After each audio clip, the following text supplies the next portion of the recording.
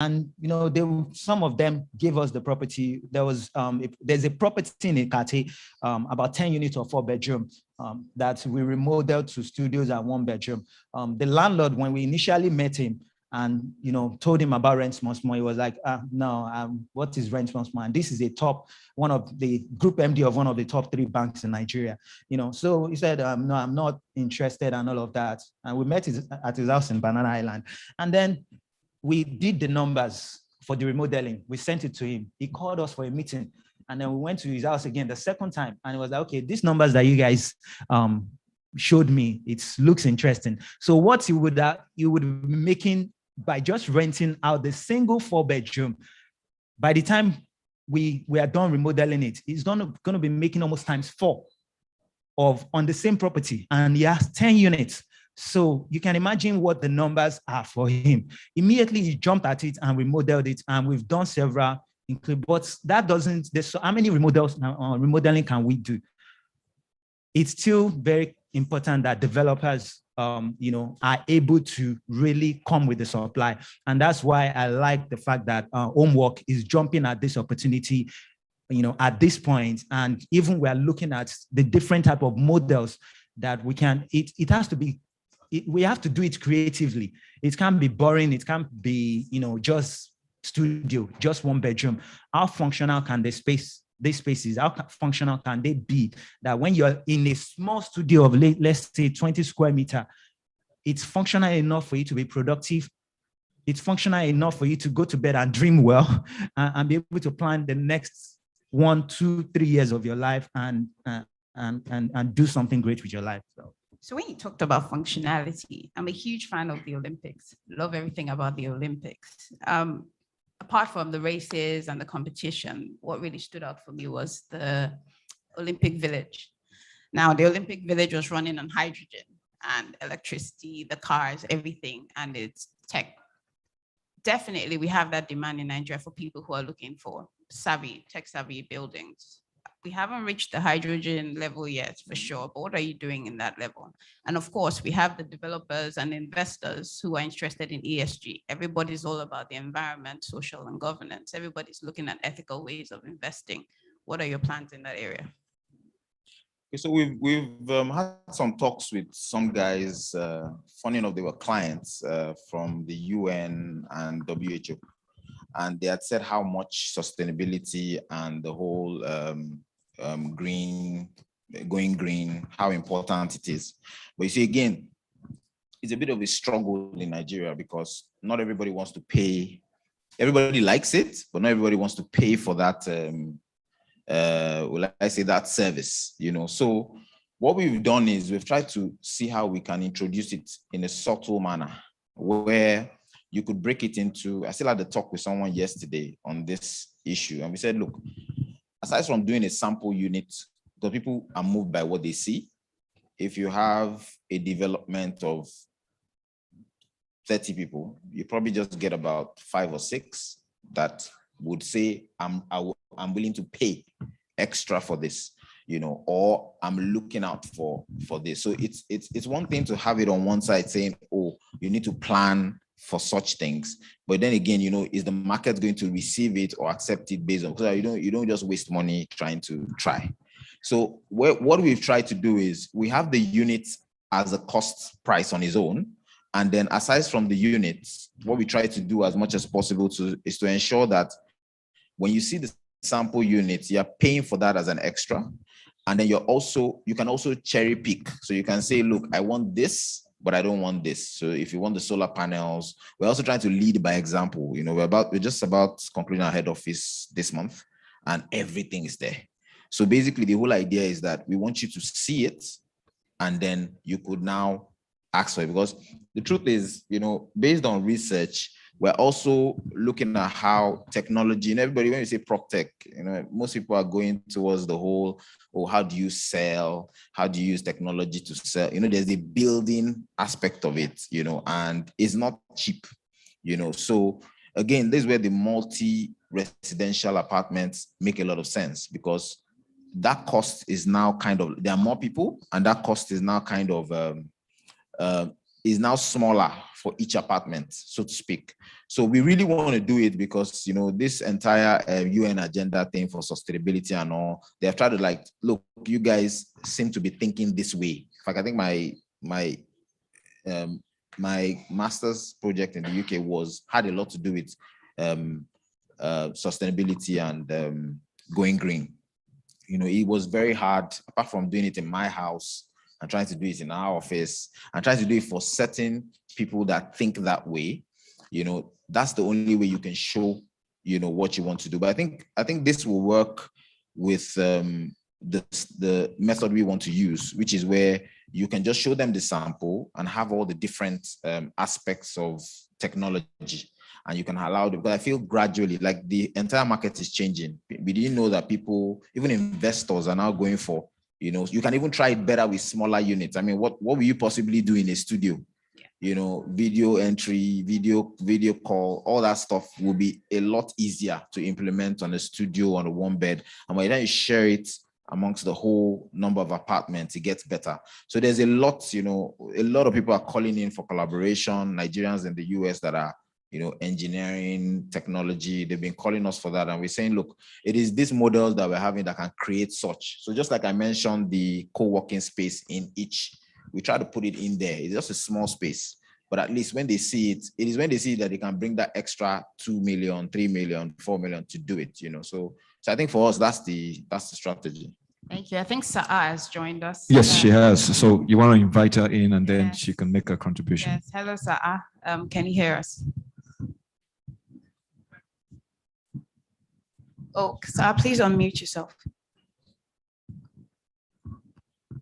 Hello, can you hear us now? Hello, Madam Sadia, can you hear us? You can. Yeah, but we can't hear you. So perhaps you're on mute. Please say something so we are sure we can hear you audibly. Your dividend and all that, your dividend and the rental income would not be subject to tax. So bearing this in mind, you can I think a sound can be reduced. Also, you can explain something. Who is it? Zoom guys? Landowner. Is it from our end? Development, rather than you bearing the total cost of development, enter into a joint venture. Have a landowner who would like to commence a project with you. You can decide on. We go ahead as soon as she's able to address the technical hitch. The Zoom guys will just allow us, because we still have to have a contribution in this particular session. Okay. So Tunde, we'll just go ahead with you. Also, tax holidays by the government. I'm aware that Dangote typically house commencing a project to develop with put structure in ESG land, for example, the land investors are interested in something like rental, small people who are interested in coming in. What are your plans in that area? Developers may have their ideas on what they want to do, but there's a drive that comes from you. Just want to hear some more. So I think, again, the opportunity Rent Once More is giving us is to be able to have a bigger voice. Pardon me, Wumi. I think she's up. Let's be sure so that she's joining the conversation. Please, can you say something, madam? Yeah, we can hear you. Morning, this is Saja. Can you hear me? Yes, now we can hear you. Oh, sorry okay, about that. So sorry. It's all right. Your moderator, Olawumi Olashore, is going to be speaking with you, but the conversation is actually ongoing before the link went through. Over to you, Wumi. Hi, Sadia. Sorry you couldn't make it. You had sent a message in advance. So we've just been discussing, as we have already been talking. I'll just say, just answer a few questions just to get you on board. With Urban Shelter, you've been doing Urban Shelter for, I think, about 12 years.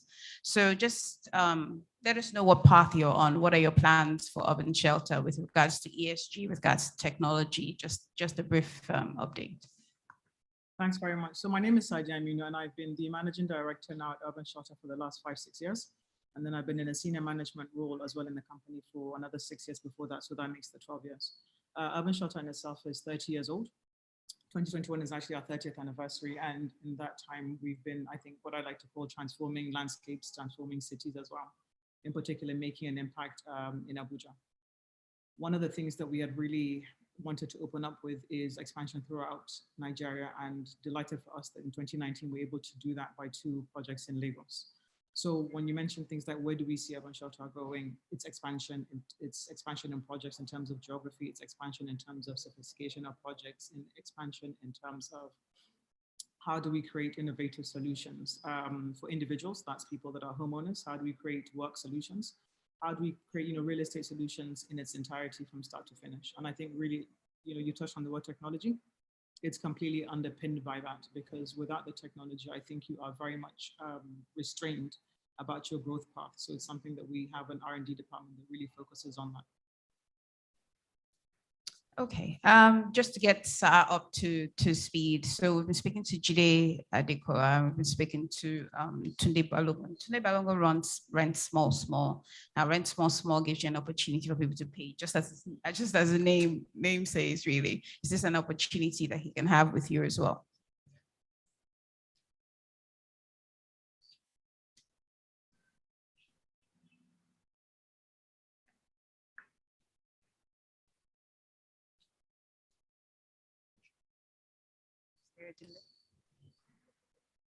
I think there's a delay. I'm not sure Sa'a can hear us on this side. So Should we was go that ahead? the side? I thought you were talking to Jay. Okay, I think there's a huge delay, so we'll just ask Sa'a questions, so she just responds based on that. So Sa'a, we talked a bit about affordable housing and what's required on that side. That's really a place where people argue about price points and what best to provide for that market. So can you give us some more information on your side, just to catch you up on where everybody else is? Sure. So for us, affordable housing is actually really exciting. I think for most developers, it's not a very sexy space, because you're having to kind of nickel and dime where you can save the cost. It's much easier to kind of put marble top to bottom, go and import things from Italy. There's no price bracket about it. But I think when you're looking at the finer details about how you're able to achieve affordability, and again, let's not go into what defines affordability, because that's another discussion as well. But when you have to look at your costing, when you have to look at how you also should not be sacrificing aesthetics or even infrastructure about that affordability, then it's an exciting space for us. When I mentioned our R&D department, one of the things they continue to look at is how to refine a nice home that's at the $10,000 mark. Now, again, granted, I have to be honest, $10,000 for a number of Nigerians is still not affordable. But there's a threshold and minimum for us at Urban Shelter we can't go below, because we think that the quality of life has to be something that is always at the forefront. We have to put our clients at the center of how we design, how we build, how we project manage, how we do our aftercare as well. Now, what makes for us Urban Shelter affordable housing interesting is because of the scale. So for instance, you wouldn't go and do affordable housing on a 5,000 square meter space, 10, 20, 30, 40, 50, 100 square meters, 100 hectare plots that you can really spend the time looking at it even more like a town planning rather than just an estate. You're looking at it more like a mini town to see how it grows, so that you're doing phase 1, phase 2, phase 3, and you begin to stretch it along with also not just the hard infrastructure we expect, but also soft infrastructure.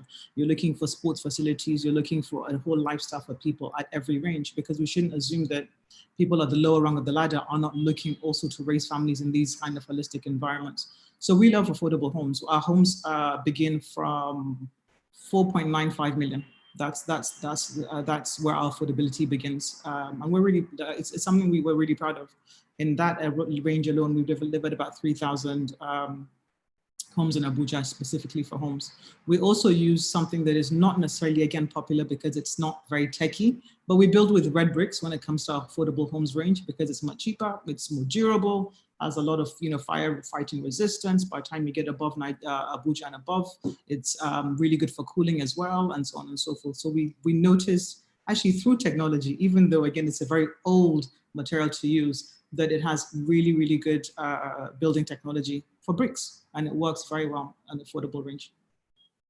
All right, because we had already been coming to the end of this, I think I would actually ask you if you have any exclusive for us for Reda 2021. What should we expect for Urban Shelter in the nearest future? What would you like to tell us that we don't already know?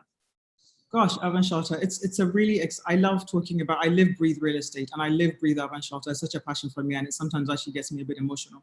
So we're coming on the back of 2020, where everybody's either pivoting, changing, moving, trying to reinvent themselves. We dug our heels in and said, no, we're going to do what we've always done. We're going to do it better. We're going to do it more successful, and we're not going to lose any staff. So where we've been in the last year, and I know you're looking at the future, but I just want to take us back slightly. You know, I'm so proud that we didn't have to let anybody go in 2020. I'm so glad we paid salaries throughout the months. I'm so glad that we opened up another 4 projects this year alone. This is when everybody else is recovering. I'm amazed to say that in the last quarter 2020, we sold out an entire project from what was typically meant to be kind of a downtime. So while we're in a difficult microeconomy for urban shelter, it's really, really good space. Now, what's looking at for the future for us is opening up in Enugu, Abia, and Kano State. And now these are projects where we've identified partnerships either with the government or the private sector. We've looked for Abia, it's going to be, retail markets, because that's something that typically does very well there. For Kano, we're looking more of service plots because of income strata for individuals. And then for Enugu, because again, something I underestimated, but Enugu is a fantastic location. People are really, really interested in real estate there. So that's exciting. And then 2, for me, what I call iconic projects. One that we've been birthing for the last 5, 6, 7 years. It's right along the waterfront in Jabi, Abuja. Jabi Lake, I don't know how familiar you are with Abuja. So that's 19 hectares of mixed use space. We signed agreements with Movenpick for a hotel there. We have Wadi Degla looking at the sports section because we have a whole facility, 4 hectares dedicated to just sports, waterfront villas and flats as well. Now, while that's relatively typical for Lagos, it's actually really new a development for somewhere Abuja. So to be making the first of that, and as we've done in the past in terms of opening up neighborhoods, it just goes ahead to reinforce what Urban Shelter has always done. And the last one is an iconic, if I shorten it to say an office space, but it's so much more than that. Because of COVID, we're having to reinvent how we live, how we work, and how we play. So it's a multifunctional 15-floor development right along the CBD Boulevard.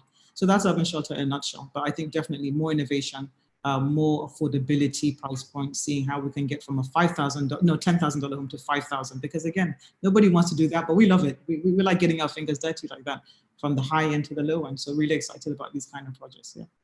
Fantastic. Thank you so much, sir. Tunde, what should we expect from you, Reda 2021 exclusive? Okay, so I think 2 things. Rent small. We've expanded from just rental to, remodeling is big for us right now. And we are even funding a lot of remodeling projects. So that's one angle that we've taken on. We were meeting landlords that were telling us, okay, I want to remodel my property, but I don't have the money. I don't want to spend a time on this property. And we will take the property on. We did a mini estate at Awoya recently, and we're able to remodel the estate to generate over 100 units of studio and 1 bedroom, and people are moving into the estate already. And we funded, this was an uncompleted estate. We funded the completion of the estate, and we have several such projects that are going on and we are taking on. So if you know any landlord or any property that you want to, push to us for remodeling, if you want to give us the money to remodel it, we will take it. If you want us to spend the money also and then recoup our investment through rent, we do that as well. So that's one. The second thing also, which I'm very, very passionate about, and Jide and I, we've been, on this in recent time, is what we call buy to let. So still in the bid to increase the supply, and knowing that we have the data, knowing that we know what the demand that is in the market. So we launched a new product called Buy to Let, and what Buy to Let does is allow people that are looking to invest in real estate to buy property, through Buy to Let. Buy to Let is it's technology driven as well on buytolet.ng. And by finding properties on Buy to Let, you can buy and get guaranteed rent on your investment, at least 10 years. Yeah. And the goal for Buy to Let is also to make sure that the price point is as low as possible. It's a studio, for example, you should be able to get a studio for 10 million naira. When I shared my story, when I was moving back to Nigeria in 2015 rather, that I couldn't get something for 10 million. So that is driving, even the partnership we have with Homework, that can we build something, can we carve out something, architecture, with beautiful architecture, with creative space that can go for as low as 10 million, for as low as 1 bedroom, for as low as 15 million. And Homework is already taking that on. They have a 1 bed at Yaba that they sold for 16 million, Ace apartment. They have the second phase of Ace that is coming up on the Ogombo property. It's a shared idea between Rent Small Small and Homework. Of course, they are doing all the work, and we're just contributing based on the data and the knowledge and all of that we've gathered. So, but buy to let, you can go on buy to let, find property from Homework, find other properties that are available in the market that are good investments with high gross yield, you know, and you'll be able to get guaranteed rents at least 10 years. So that's the next thing for us, and we are excited about it. Thank you. I'm sure Jide has another secret he hasn't told us that today hasn't already told us. Will it really be a secret? So first of all, I think one of the things to expect, we're not really used to so much of collaboration, and a lot of the success stories we hear outside the country, it's all about looking at what others are good at and seeing how you can collaborate and do bigger things. That's the only way it can work. So, I mean, we've done that with a couple of mortgage banks. We've done that with Tunde as well. And we expect more collaborations. For us, it's not just about the money. It's more about trying to solve a problem and also make an impact. You know, if you're changing the skyline of Lagos, you're not going to do it with one building. You know, you need to do it with several buildings. You need to do it at a certain scale. And by the time you look inwards and see that you cannot do this on your own, and you offer that collaboration, I think that's where, things become better. We're not used to it, and I think we need to do a lot more of that. Secondly, I mean, this is collaborating with agent groups. They make their money and they can live well. For us, it's gone beyond. It's more of like unlocking potential in real estate, and you have different stakeholders. You have landowners, you have agents, you have buyers, you have investors. So it's just for us, if we look at it beyond just the house that you're creating, then and you look at the impact for these different cadre of people, then it becomes different. Your story is different, your vision is different. So I think that is what has helped us to do more projects, more units. By the time we talk to one landowner, is already talking to the other guy and saying, I did something successful with this guy, just get on board. Now we have projects that somebody just texted me now, and I said, look, okay, you have to wait till January. And it's like, I'll wait. So when it gets to that kind of point, it means they can see the impact. So like I said, we're looking at more collaborations. We're looking at more innovation in terms of designs. We're looking at we currently have 2 in VI currently. And we're trying to look at more because VI is really changing. You're bringing down, you see less office spaces now. I think most people have rushed to Lekki Phase 1. And what's now happening now is that we're breaking down buildings coming. So you're going to see a lot more multi-level. There are a lot of developers in the VI now breaking down and going up. So VI is going to change. 5 years, 10 years is a different ballgame. Same thing for Ebute Meta. Because of the rail, that whole stretch, the way you look at it and it looks dingy and all that, that whole stretch is going to change, So we're looking into those spaces and saying, look, how can we be part of this? Because, you go around and you see a lot of buildings that just look funny. There's no thought to it. And it's not just about spending money. You can be creative and still create something unique that is not so expensive, So I think that we're going to see a lot more of that, and most of all for us is even gone to a way of helping people to purchase property. So we looked at it and said, look, if you have a 4-bed house, it's as good as having 4 units, four 1-beds. It even came from an idea we shared with Tunde then, when they were changing a whole 6-bedroom house into 6 1-beds. And I was like, why can't we just build it like that from the scratch? And then let the investor know that instead of buying this 6-bed house, buy the 6 units, because this is what you're looking for, rental income, and by doing that, you've already answered the question for people that are trying to move into certain areas and cannot afford it, because those apartments now become something they can afford, So like I said, innovation, thinking, creativity, and most importantly, collaboration. Fantastic. So you know what? It really takes a village to raise a child. In this case, the child is Nigeria. And we have multiple cities, multiple things to do. There's more than enough space for everyone. We're so excited with what Urban Shelter, Homework, and Rent Small Small are doing. Wish you guys all the best. For when you succeed, we all succeed. So thank you all for being part of this, and thank you all for coming. Thank you very Thank much. you. Thank you. Thank you very much. I mean, Wumi, you did an excellent job there. Left for me, I would have wanted you guys to just stretch for another 2-3 hours. I would just tell the organizers to give Tunde an invoice because it was just marketing straight. He didn't talk about 10%. Oh, he said if you have landlord, you have this and that. Please, can you be upstanding here for a group picture? And of course,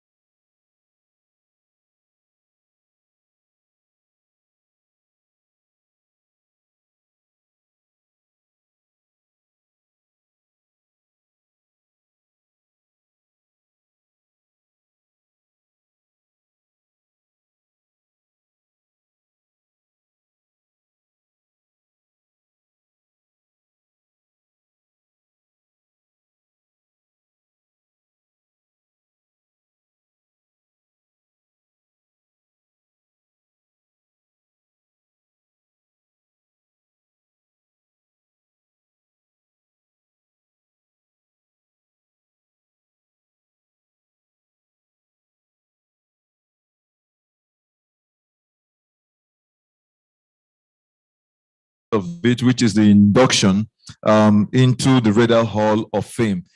Today's event has been quite impressive for me, and I'm so excited that the different sections we've had have actually helped us understand how important it is for us to unveil the different opportunities that are in the real estate industry. The idea it gives to me is that it is not yet clogged, and so there's a way we can create a balancing act between the supply and demand. At the end of the day, we are all richer for it. I mean, just like Wumi said, Nigeria is obviously the price of the baby. And so if we're able to collaborate and make things work right, the country benefits, the people benefit, the lifestyle benefits, and then we'll be able to grow to become truly the giant of Africa. So at this point in time, are we ready for his presentation? Okay, please can you put your hands together for Olushola, right? Oh, the name is quite fun.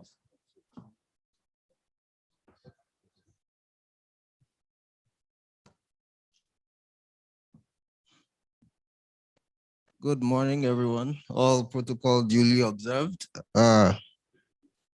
We did start a discussion yesterday, and we decided to elaborate on it today. We will be discussing about the planning and approval process today regarding fire safety. Of course, we discussed yesterday that there's something called the National Fire Safety Code, and that was signed into law in 2013, which has been enacted, it has been signed, and it has also, there are two units, mainly in Nigeria now, Abuja and in Lagos. The units are called the Plans Examinations Division, and they are tasked with reviewing building plans regarding fire safety. Like we discussed yesterday, 2013 was a seminal year for the Federal Fire Service. We had the passing of the National Fire Safety Code. There was also a lot of training going on both within and outside the country. That was what most of us looked like during the training. Some thought we went for some classified nuclear reactor experiment or something when we came back. Now, the purpose of the code was to prescribe the minimum standards necessary for the establishment of a reasonable level of fire and life safety, property protection from hazards resulting from fire, explosion, and dangerous conditions. Prior to development, plan approval, and commencement of construction, fire safety design permits shall be obtained from the fire service in accordance with the guidelines in Schedule 1 to the code. So the code basically discusses about fire and life safety regarding buildings. Like we discussed yesterday, it's a derivative from the Act of 1963. Of course, because safety is dynamic, there's no way the Act of 1963 will still be functional now. There are some parts of it, some sections of it, which are still useful, but just needed some updating, and that is what came about. That's why the idea of the code came about. A lot of work had been gone into compiling it. Research was done in several countries. The codes in the United States, Canada, UAE, well, United States and Canada especially. And then we came up with this, and the UK too. Then this is it's actually an appendix in the code, and as was discussed yesterday, it is at the point of inception, when you have the idea of designing a building, that is when you are supposed to come and consult with the Federal Fire Service. Application, you are supposed to have a site suitability report, inspection of the site. After that, you can start going ahead with your design. That's very important. Issues regarding exits, routes to and from the site, access for the fire engines and other occupants. Issues regarding the context of the site, what's going on around you. You want to store 50,000 liters of PMS within the site, or 60,000 liters of diesel within the site, and you have maybe a nursery school right beside you, and then another primary school opposite. Is that safe? So these are the issues that need to be looked into, apart from quite a number of other issues. Then Of course, we've been receiving a lot of submissions in the unit for quite a while. It was set up in Lagos in 2015. And we are going to be looking at some of the issues that have come up, and we'll be looking at just to inform us. Now, there is something called occupancy load, okay? As architects, as real estate people, you should know how many persons you are designing for. That is too basic. A lot of the times, including top bank execs, we've had to discuss with them, okay, how many people are actually working with these premises? They will look at you and they say they don't know. It is supposed to be second nature. It's supposed to be at your fingertips. How many people are you designing for? That is primary. Also, occupancy classification is very important. Who are you designing for? What is their age range? What are their occupations? And so on and so forth. That is going to determine the evacuation routes, the speeds of evacuation. Before you start construction, you are supposed to get a permit for hot work operations, a permit for spraying and dipping. Before you start construction, there should be another inspection to confirm that you actually have the fire protection in place. There are a lot of unnecessary fires which go on, which occur just because there was no proper recourse before construction starts.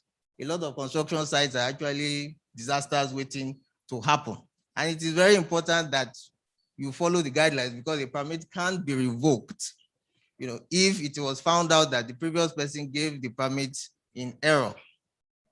Also, it is very important that during construction, you should make sure that everybody who is taking part in the construction is a documented migrant.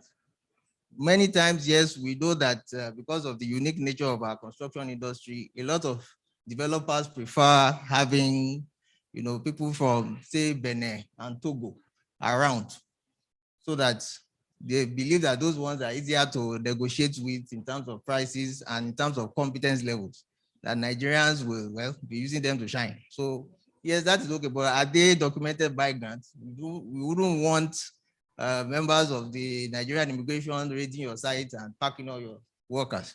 That's very important. It also affects evacuation.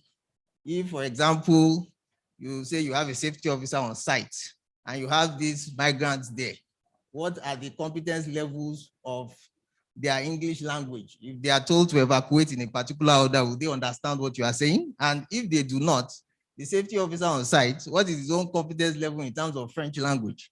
These are the questions you really need to ask before you go ahead and just hire people to come and work on your site.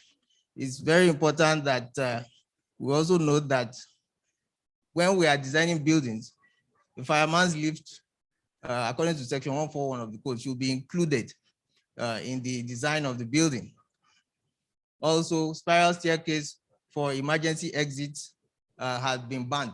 So let us note that those who are charged with designing buildings. Now, there's something called a fire safety plan and an emergency action plan. Before the project commences, you are supposed to have an FSP EAP pre-completion. You are supposed to have an FSP EAP post-completion, because there are two different types of occupancies we are talking about.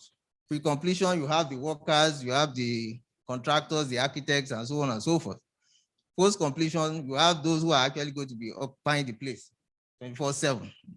So you are supposed to have two sections for your FSP. Let's break it down. The FSP is actually a fire safety plan. It's talking about the fire protection equipment that is there. For instance, we were discussing about extinguishers yesterday. Okay, it's not around. If you have an FSP, what happens is that the plan of the building will show the positions of the extinguishers, the type of the extinguishers, the weight of the extinguishers, and you will not need to be asking too many questions. You already know where these extinguishers are positioned and all the other fire protection equipment. That is it. So that if you have to service them, you already know at what point they are due for servicing. That is the point of FSPs. And EAP is a much more comprehensive document. It includes any other kind of emergency, including pandemics, epidemics, and so on and so forth. We've been preaching the gospel of EAP even before Ebola in 2014. And then when it struck, we remember when there are some of the inspections, we told them, look, we did tell you to get an EAP. Okay, EAP, what are you going to do? What is your strategy for an epidemic? What is your strategy for a pandemic? What is your strategy for flooding? These are going to be outlined in the EAP so that it is not as if the emergency comes and because you are not prepared, then it turns into a disaster. So emergency access and ingress to sites too are going to be included in all these documents. Now, when you are submitting a site location plan, ideally the site location plan should include the direction of travel of the road and the occupancies of the adjoining buildings. This is just a sample that is included here. Also, it will show the muster point, the occupancy load ratio. The occupancy load, we've measured the number of persons in the building. Okay, so maybe you have 500 persons working in a particular building and there is an evacuation. If you've ever been to an evacuation drill or taken part in an evacuation drill, which is required by law, by the way, and you see the chaos that comes up, then you understand why all these points need to be sorted out before you start construction at the design stage. Now, with COVID, it is important that for some units, for instance, in some houses, you would need to have several muster points for different units because of social distancing. That's very important.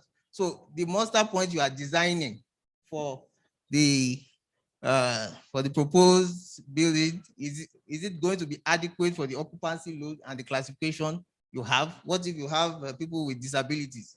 Will it be able to accommodate people with wheelchairs and so on and so forth? Then how would you now resolve that with the flammable liquid that all of us keep within our premises? Of course, we usually also have electrical transformers and all that. That spatial resolution is what the architects will find out. The door schedules should have the fire ratings of all the doors specified. The window schedule should specify which of the windows is a fireman's window. The fireman's window, each building, especially residential, should have fireman's window. It is a window that is used for rescue in the event of an emergency. So if there's a fire, you will know that, okay, if I cannot access the muster point, maybe the fire floor is below where the fireman's window is. You will now have to move to the fireman's window and you are rescued through that fireman's window. But most buildings don't have it. You are supposed to have that and it should be specified so that the occupants know that if they are in need of rescue, they can move to that window. The finishing schedule should specify the flame spread rate and coefficient of friction specifically for each floor. It gives you the amount of an idea of the amount of time the occupants have to evacuate the place without getting asphyxiated or getting burnt. This is an example of a fire scenario, an egress scenario for an EAP. What should happen is that you are supposed to have several scenarios in your EAP. You are not just supposed to have one, such that if indeed there's a fire, say in the exit, the emergency exit, how do you get to the place? Also, what if there's a fire in the emergency exit? How do you evacuate? You think of worst case scenario when you are designing issues like this. When it comes to banking structures, let's remember last year that a lot of banks were attacked and they were burgled and burnt during the NSAS protest. This particular presentation was actually presented in the middle of, was prepared during the middle of the NSAS protest last year under a hail of bullets. And these were the considerations that we had. So we have to remember the context. The occupancy loads in business occupancies, because yesterday we discussed a bit about about commercial real estate. Occupancy load is not the same as residential. You have occupancy load between 800 hours and 1600 hours at its peak. And it's also found out that a lot of fires happen because of mistakes made between 1500 hours and 1700 hours. That too should be noted. So you ask yourself, is the parking space adequate? Is the muster point for the building adequate for the occupancy load? Also, for the interior designers, foam plastics have been discontinued for interior finish or trim, according to section 106 of the Federal Fire Safety Code, National Fire Safety Code, because these act as accelerants during a fire.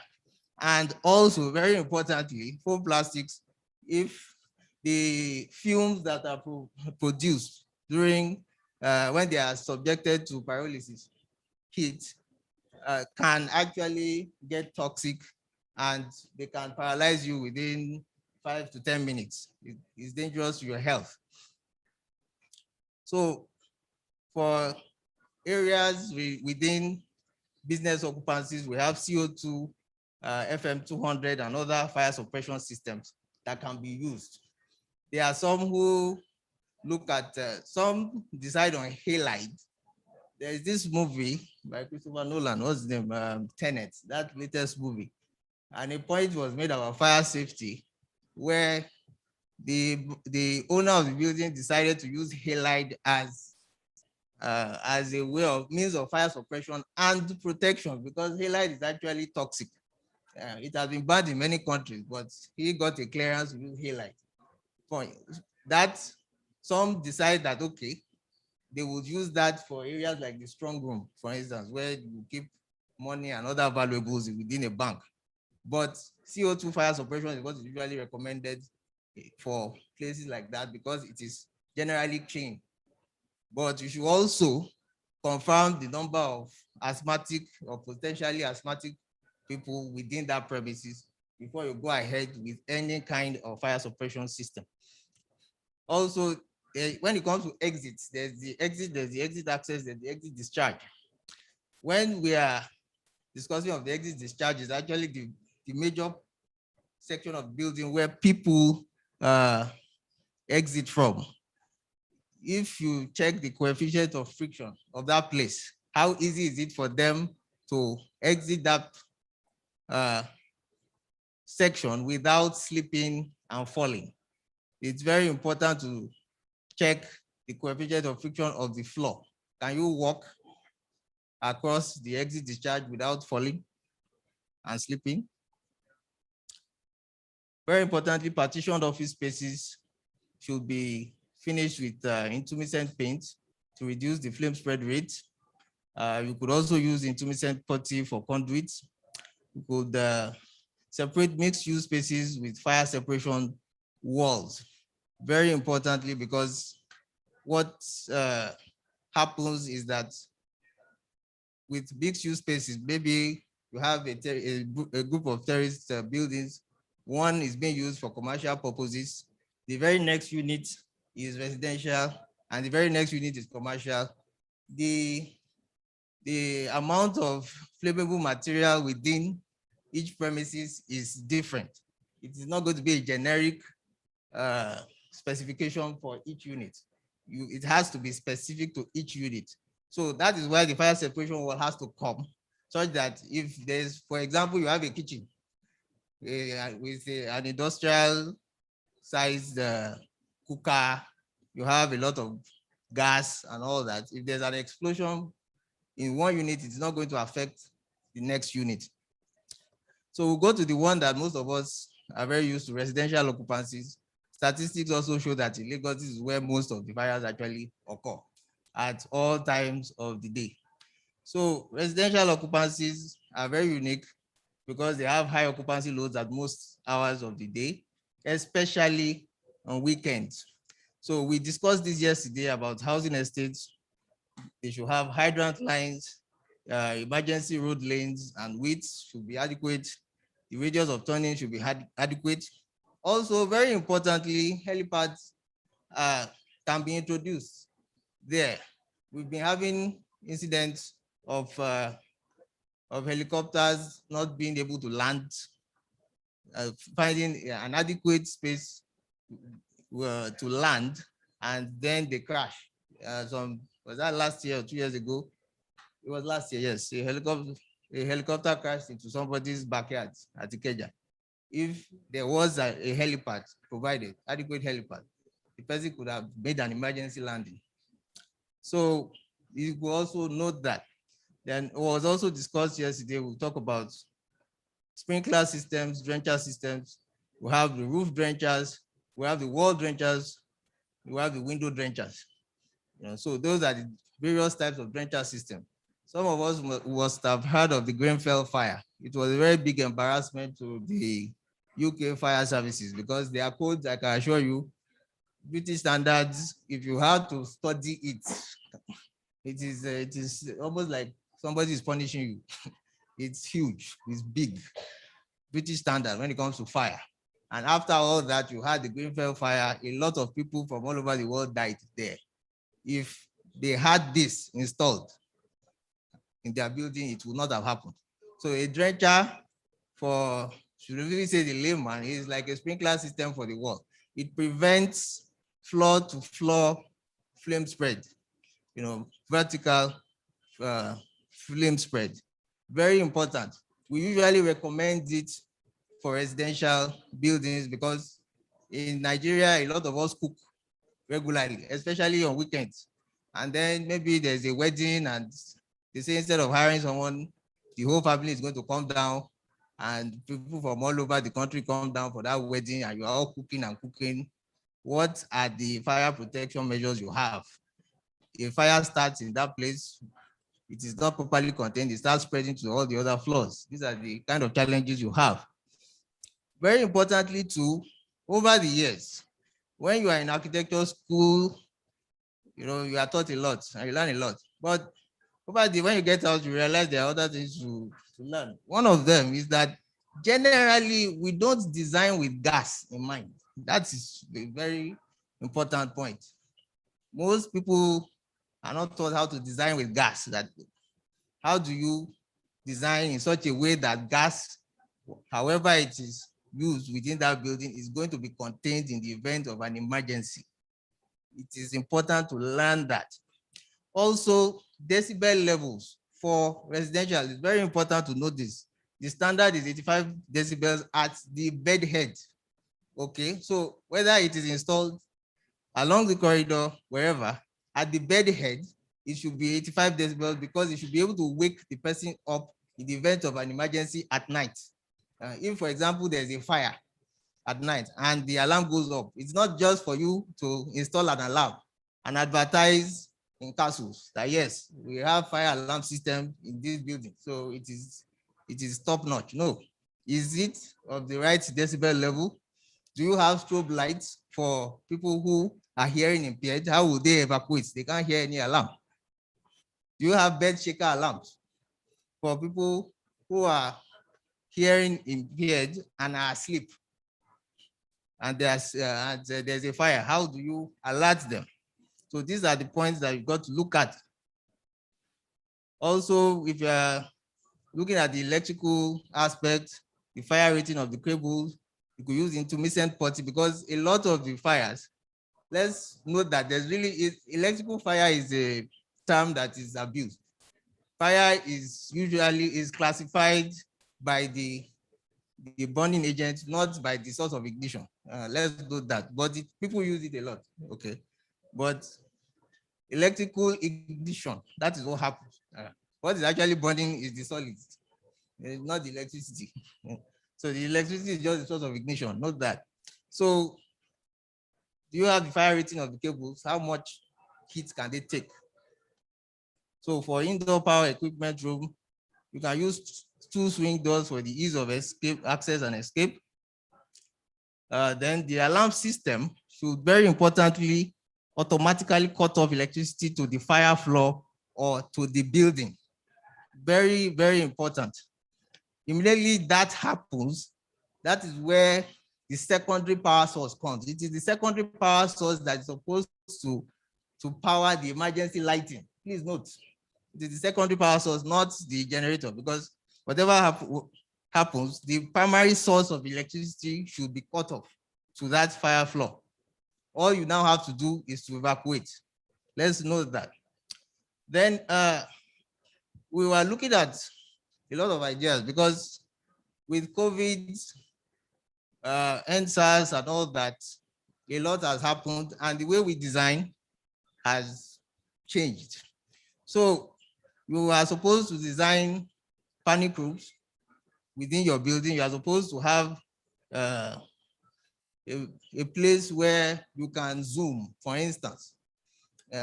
You could call it a Zoom room. So is the place going to just be a boring space? You could make areas like that also a selling point. There are a lot of other issues that have come up because of COVID that the people tasked with designing are still working on. Is it possible to have, like I know a doctor who works with COVID patients regularly. What he does is that he converted a particular room in his house to a room where immediately he gets home, he changes, he disinfects, and then he goes and he greets his children and he's safe because he knows that if he just enters the house like that, he can infect his children. So is it possible you include that in the design, that a cloakroom, specialized cloakroom? These are the issues that you look at. Can you combine that with other spaces?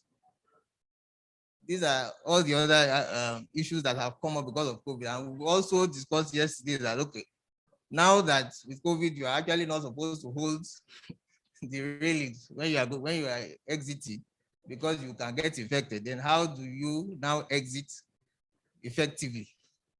These are the points that have to be looked at.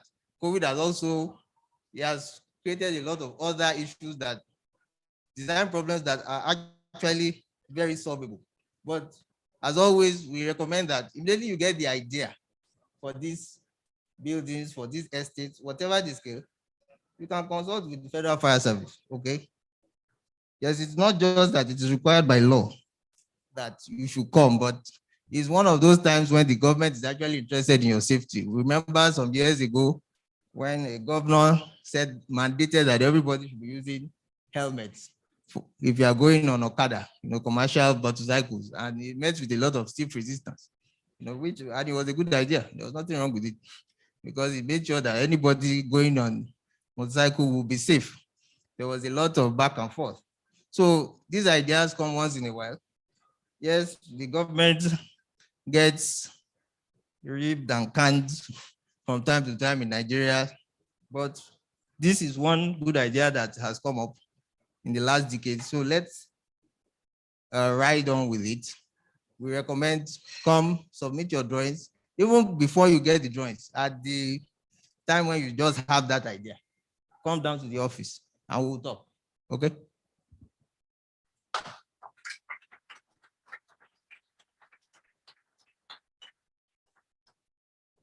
It's the part of the talking that got me. When they say, come to the office and we'll talk. You sure the talk is always...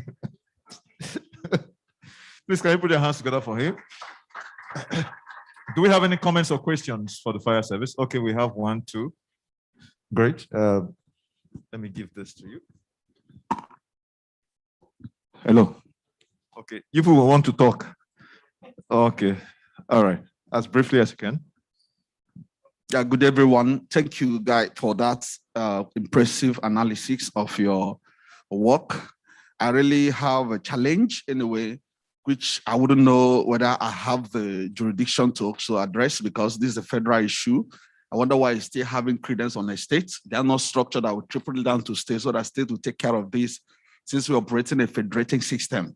Why is federal still, pushing this kind of communication on a state environment where we have, a system of federation that addresses both federal, state, and local? That's number one. Number two, the fact that a lot of bottleneck and bureaucracy, this is the private sector you're addressing, and we we don't take, delay. Delay is a bigger issue for us, and we don't want to play pranks because investors are looking out for the money, and there is timeline for also getting back to various stakeholders as to the business, and the cash flow is critical. And we are also playing games with these limited resources and all of that. By the time we come to office and all of that, and the whole of expectation and delay and the processes, long processes that will lead to some of this in getting done.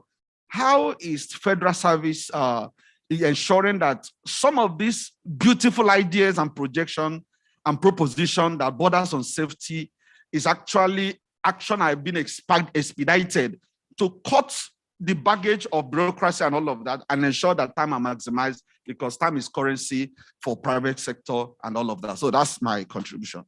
Thank you. All right, very much. let's take every one of them, then you respond briefly, so that I'm not too sure about the federal. Is that not political?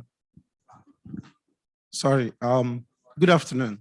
Yes, Please, yes. my question is this: on still, it relates to his first question.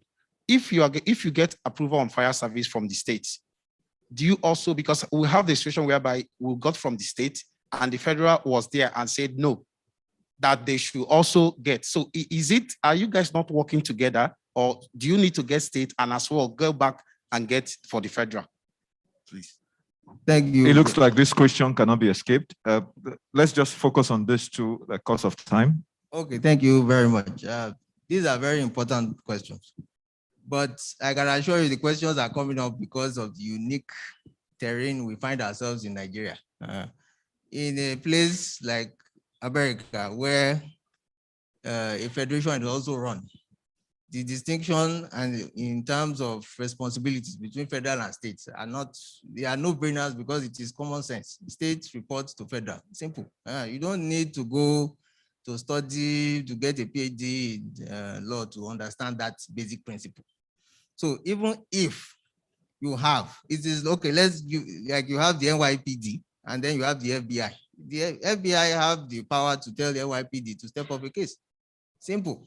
Or if a particular case has reached a particular level, of course, that is the principle guiding it.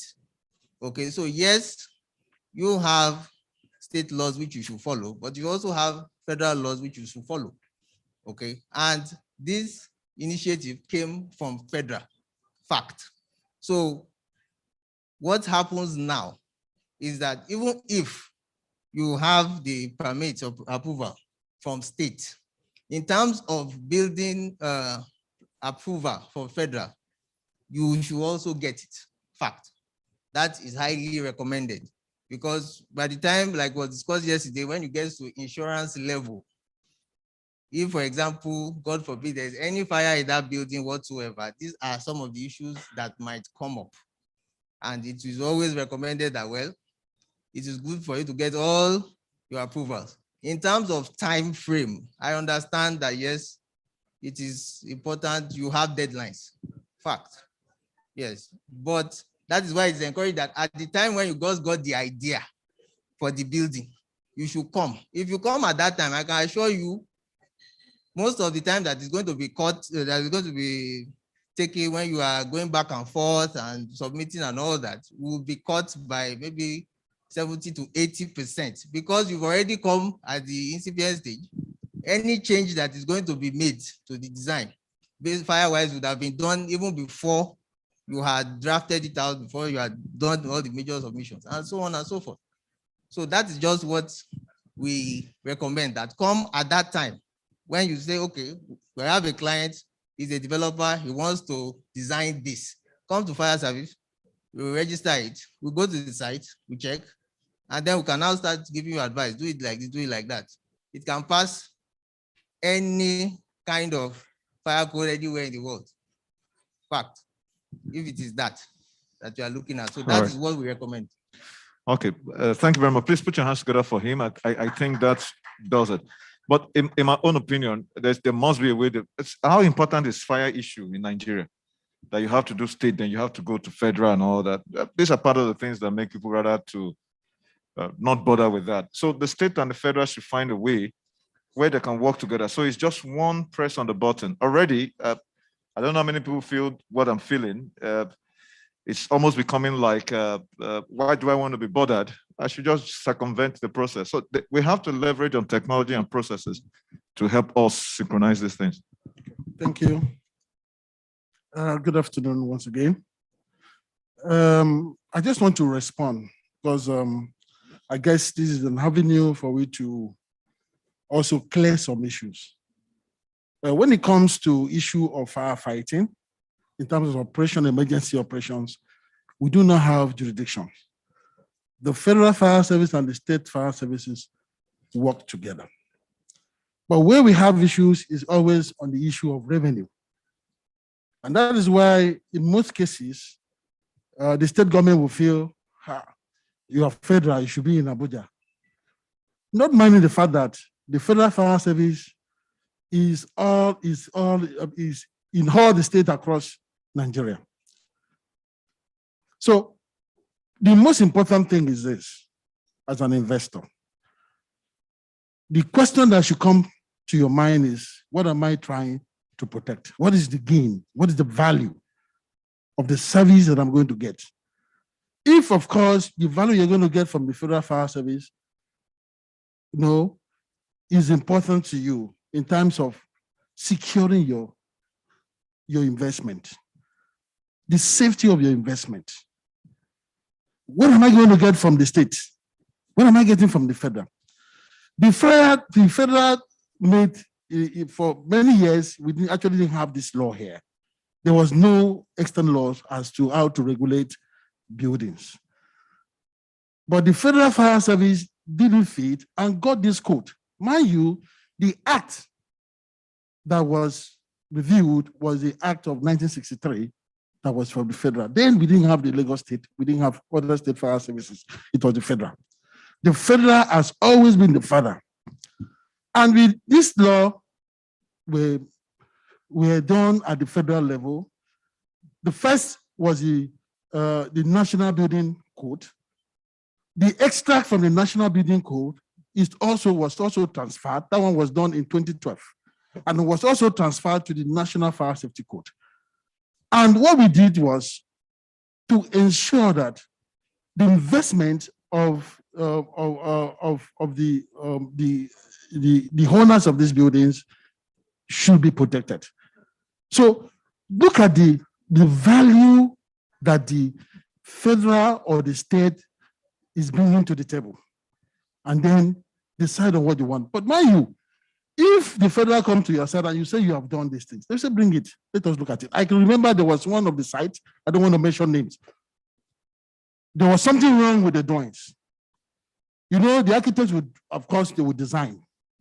But when you are on the field trying to build, you discover that this thing cannot be achieved for reasons.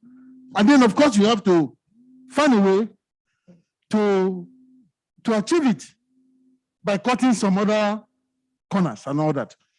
We discovered that the travel distance in terms of the egress, the emergency egress, was quite far from the point of exit. This is the exit. They could have created another exit there, but then where the occupant is going to be coming from is very, very far. And it was done. This thing could have been corrected if we didn't come at the right time. So forget about the issue of saying the federal and the state. I don't want to come here and say we are going to muzzle ourselves. We are not muzzling ourselves. The federal and state are doing the same thing. But the fact remains that in doing this thing, we have experts. The young man talking to you is an architect. He's not an architect. We have building engineers with us. And the red man sitting here is also a barrister, but he's a trained fire officer. Okay, so what we are trying to say is that what is the value at the end? You even see by the time you invite us to come and look at your drawings, we'll spot some things for you that are far related issues, because we don't even look at the terms of integrity of your structure. We don't want to look at, but we are looking at the will-be fire safety arrangement for that structure. If it's default, if there's a default, we'll advise you that why not do it this other way? This other way will give you, will give you a better solution than going through this other way. And it will even make you cut down the cost. is to cut down the cost in a way that instead of you doing it the other way and coming back again and spending more money to do the same thing that I should have done at the incipient stage, it becomes a problem. So please, let us understand the issue of safety, life safety is very important because you cannot quantify the value of life to the value of what you worth today. If you worth 1 billion today, you can worth 10 billion tomorrow. So your life is more important. Thank you. Thank you very much, sir. Mr. Egbe, I didn't meet you earlier on. Briefly, because we have to go to the next session. All right, thank you, sir, for that elaboration. But of course, we are trying to, put up an understanding that we make this public-private partnership a progressive one, understanding our environment and all of that. And there is no point buttressing the essence of the job of federal fire service and out of state. The point here, we're trying to suggest based on what is going on in our country, and we understand the terrain so well, that the whole protocols and the whole bureaucracy of federal and state and all of that, for private sector, they don't have that patience. How do we now collaborate? That's my suggestion. So that we can shorten that, because there are a whole lot of things expected from federal, that will also be a whole lot of things expected from state. If they're collaborating, how do you now relate so that that time can be shortened for a private sector to get all this done in due time, even when they submit their whatever at the initial stage? Because some of all this, also as you go on, they crystallize, you see it better. Because by the time the first idea you had and it's not what I executing, how do you now, play with the luxury of time that also the services were required to go through the process and still get the job done, and time is not there? So what we're suggesting and submitting is that there should be a collaboration. Since it's coming from federal, it can be translated so that the time will be shortened for execution and also marry the expectation of the project execution. That's what we're suggesting. I can assure you that this man is an Igbo man. Time is money. And I think that's a huge recommendation. Abayomi, just your concluding thoughts. Well, when it comes to the expertise, we are not boasting. For now, we've been around the country. Federal is offering the best we can get. For instance, one of the speakers mentioned about red bricks as a method of reducing flame spreads. But what happens to the mortar? Have you checked if the mortar itself is fire resistant? What happens if that mortar isn't fire resistant? You are going to have a wall collapsing on you. These are the points that you get when you meet the people who know the work. Instead of trying to cut corners, instead of trying to just focus on time, the time you believe you will save by jumping that, you might end up getting to it later and wasting a whole lot more time. So we are urging you that, look, the federal government for once has actually given you this opportunity. Take advantage of it. It's taxpayers' money that was used to train us. Then you to take advantage of it and you get value for it. Okay? Thank you very much. Please put your hands together for Mr. Bayomi. Sorry.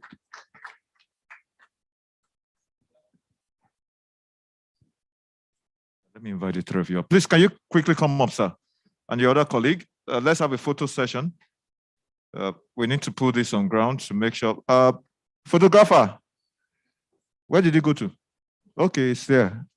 Come, we need a photo, because we need to actually grab these kinds of things. But I'm very sure a lot of the private sector players here are so much concerned. And I imagine there is a way that, where's the rest of your team? Okay, I was wondering whether there are no women in fire service. Wherever you see that, you have what?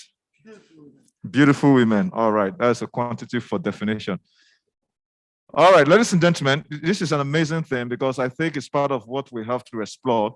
So for a lot of you developers, you have to consider how we can, one with the mask and one without the mask. No, you can leave your mask on, sir. So first,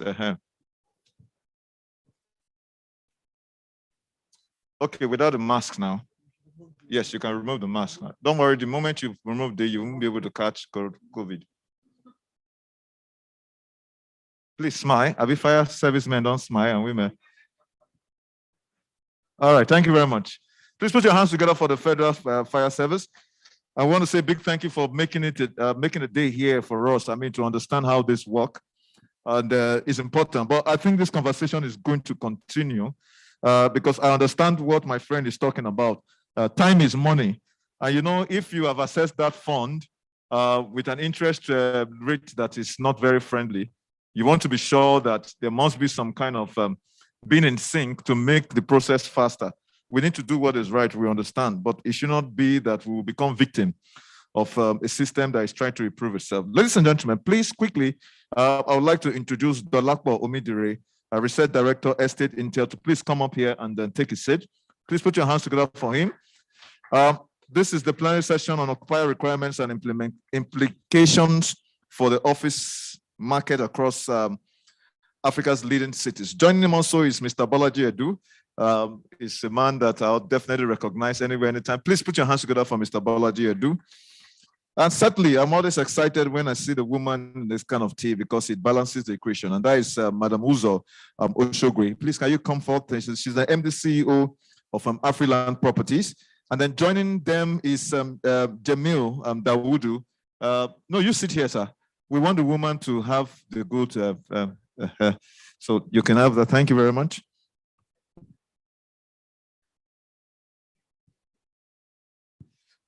All right, can we have Jamil Dawudu to also join us here? He was here earlier on. Okay, all right, so he's going to be joining us right now. So I'm obviously going to be handing over to Dolapo Omidire. This is going to run for an average of 30 minutes or thereabout, and after I'll come back to you. Over to you, thank you. Okay, got it. I'm just going to give Jamil a moment before I go deep into it, but good afternoon, everybody. Thank you for this session. I think we're going to be talking today about occupier requirements and how that has changed and the implications for the office market in Africa over the past year or so.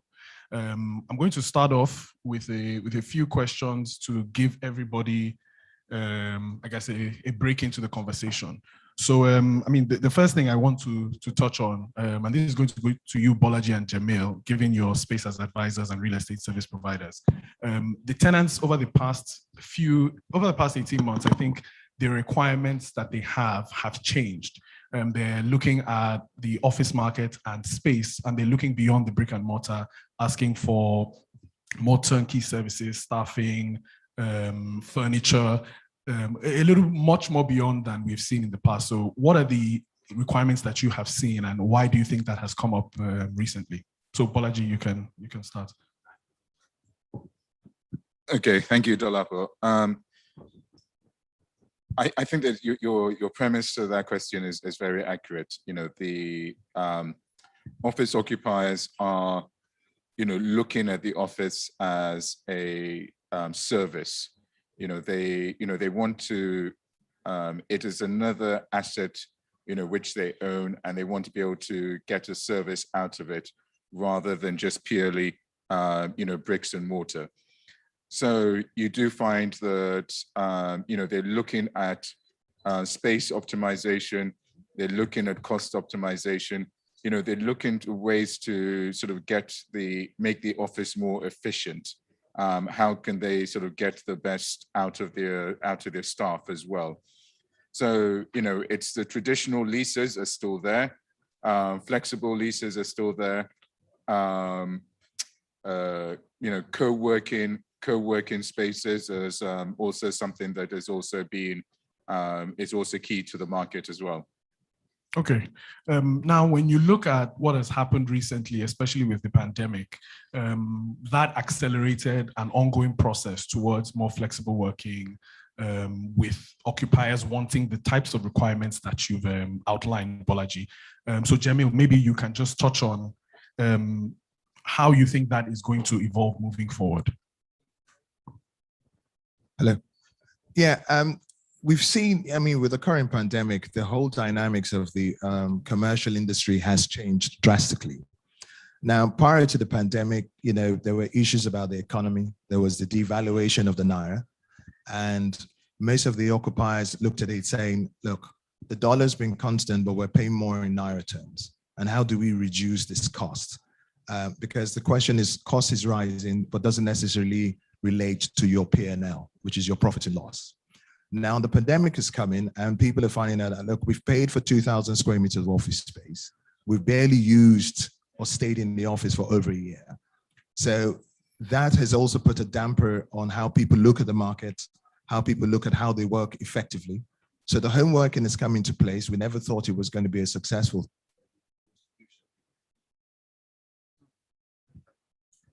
Try the other mic.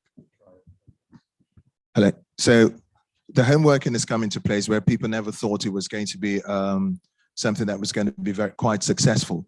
So the question now is that, the global pandemic has affected the world, so to say, globally. Profit levels of majority of the FTSE 100, 200 companies have lost about 30% on their balance sheets, depending on the sector of the market you're in. So people are now looking, how effective can we work effectively to be able to provide those same results, but reducing our cost? So you've got, sharing of office spaces. People are, giving up 500, 600 square meters of your office space to be able to work effectively, because you don't need to have everyone in the office at a particular time. So the question is, do I still need the same requirement I had 2-3 years ago? The answer is no. So smart working has come into play. People are now asking themselves, do we need to be in an office space, a traditional office space where we have to fit out? Can we reduce those costs by moving into flexi spaces where the obligation to fit it out now falls on the operator rather than us? And again, the question is, how, at the end of the day, it's all about how do I reduce my costs, which is the fundamental thing for the survival of any business you would have in Nigeria or globally. And that's a major thing that most companies are facing these days, is sustainability. Okay, lovely. I think on the back of that, Uzo, I just want to bring you into the conversation as well. Now, as we've just heard, lots of companies are shrinking the space that they occupy. They're looking at more flexible options so that they don't have to take out the cost outlay, especially if they're not going to be using the office. Since the pandemic started, I think the big question has been, is it the end of the office as we see it? Some people have been very pessimistic. Other people are saying, no, it's going to be a balance. What is your take on the future of requirements in the office space?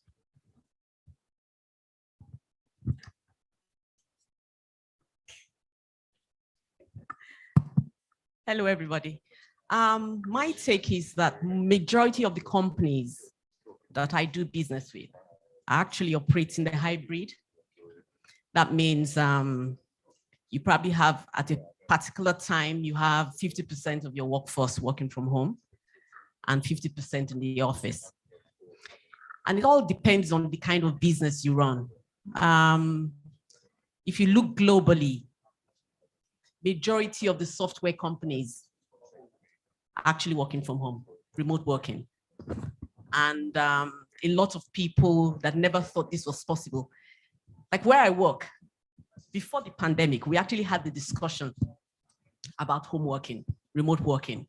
Because the more you have the younger generation work in your office, in your business, you find that they have a different way of thinking. They don't understand why they should come to work at 8 o'clock and sit there till 7, when they can even be more productive at home. So this discussion actually happened in my workplace before the pandemic.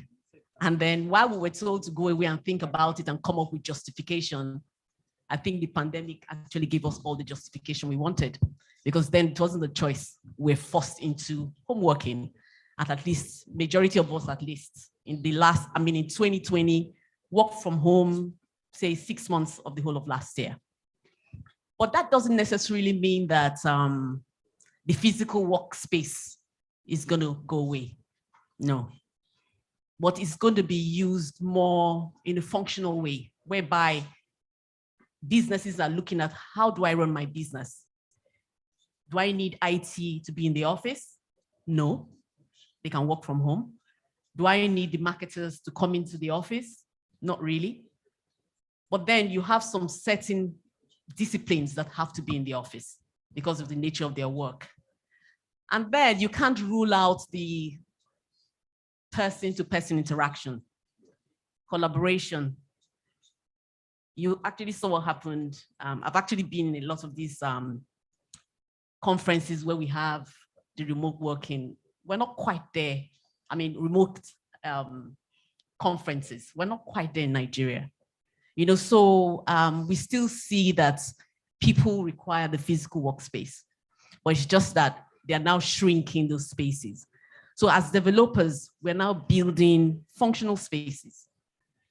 We ensure that somebody comes into the office, the look and feel of the office can actually promote productivity. You're looking at workspaces that can drive creativity, and also drive innovation. You can't do that on screen. So people still maintain their space, but moderately. You don't have vast office spaces these days where people are sitting in 2,000 square meters. No, you're now looking at ways to make this more cost effective. So rather than have a floor where you have conference room, meeting rooms, your own gym, you have a development where you have a floor where you have shared services. This is what we've done in all of our office spaces. So we have a floor which we call shared services. On that floor, you have your conference rooms, you have your amphitheaters, you have your gym, you have your even nursing rooms for new mothers. So you make sure that if somebody comes into the office, they get the complete service when they come. Like Bolaji said, it says it's now a service. So they don't just come in there to do a job. They come in there, they hang out in the library, like in Afriland Town. We have a library, so you can actually go out and chill. You have the chill out zone. Mothers can actually go into the nursing room to do their thing. And then, everything is just within one space. So your space must be interesting. So this is something, like I said, was thought about before the pandemic. But now, following the pandemic, we now know that you can be actually 110% productive from home. So it's a mix. So okay. I'll buy into the hybrid. Okay, thank you. I think that is sort of where I was actually even going in terms of how would you recommend developers and asset owners with office assets to respond to what is going on. And I guess introducing those elements into your building is what Afriland as a company is doing. What would you recommend, Bolaji, for landlords who are seeing how the market is shifting and they have thousands and thousands of square meters of unrented space? How do you want them, or how do you recommend that they respond to this and come out alive on the other side?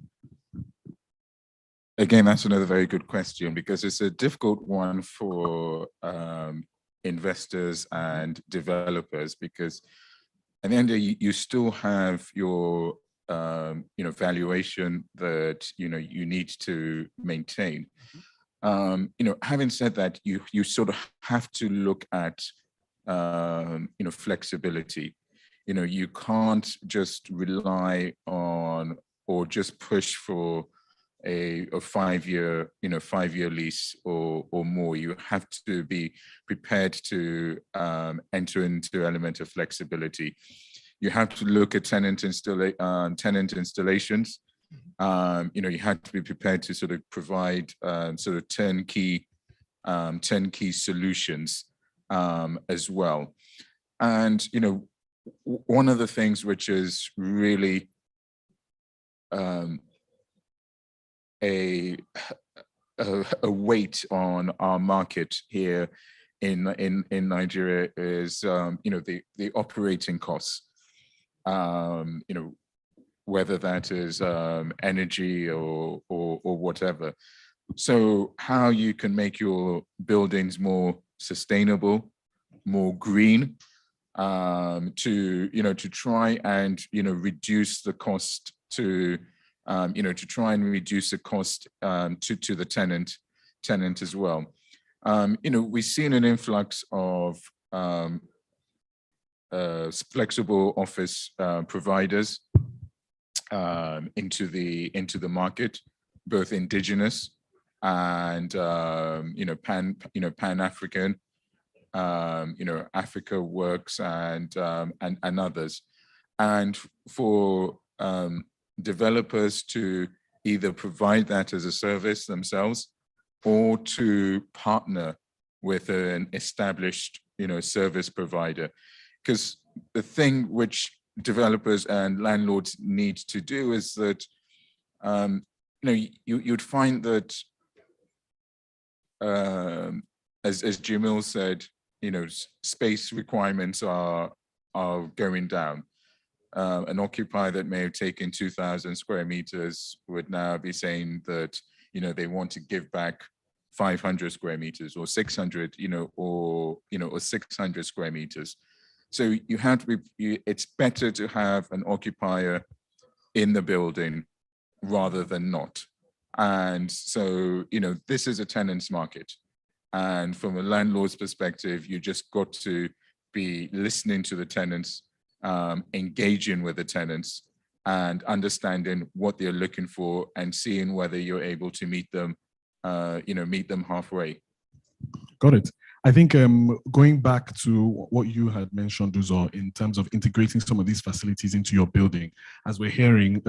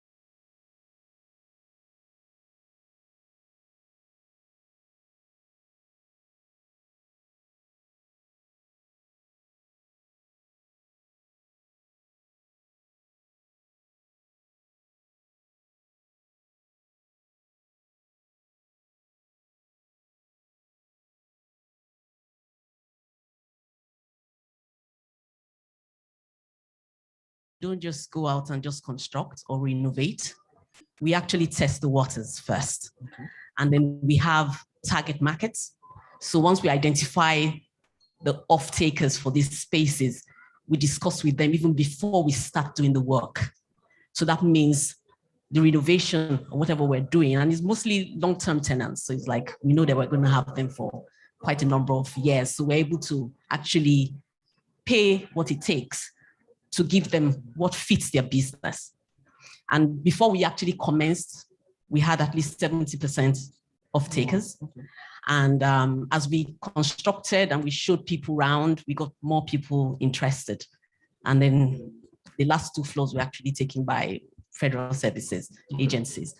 And so that's what we actually do. We don't, most of the developments we have do not sit in the market for donkey years, no. Within a few weeks, we're done after construction is completed. And most of the time, even after we've given it out, because of the quality of our work, we still get people asking, how far do we still have space?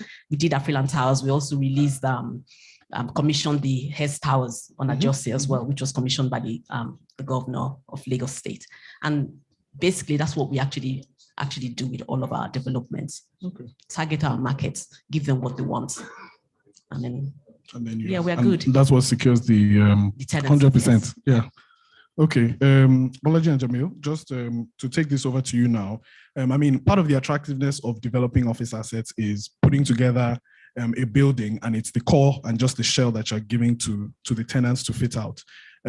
How do you believe, I mean, from your perspective as advisors, this is going to affect investor returns? If after they build the property, now they have to fit it out, how does the value remain in the investor's pocket if they're spending so much more money? Well, I mean, that's a very good question. Now, most developers have to understand and they have to play along how the economy is playing. Again, comes down with demand and supply. Also looks at what the economic indicators are. Now, if they're not being innovative and listening to what the market is asking, then they will outprice themselves out of the market. So the question is, it's all purely on an accounting base. So if you're looking at having a return of 20% or 15%, you've got to be able to tell yourself the reality is that, do I take a top slice off that 15% and still have a return of 10%, which is still manageably okay in relation to the economy in which I'm operating in? And as the market improves, your strategy or your investment strategy changes. So in the market where we are, if you're not innovative, then you're going to be left behind. Because what people are coming onto the market is, remember, there's so many issues Nigeria has apart from the pandemic issue. So we have the Forex issue of the constant devaluation of our Naira.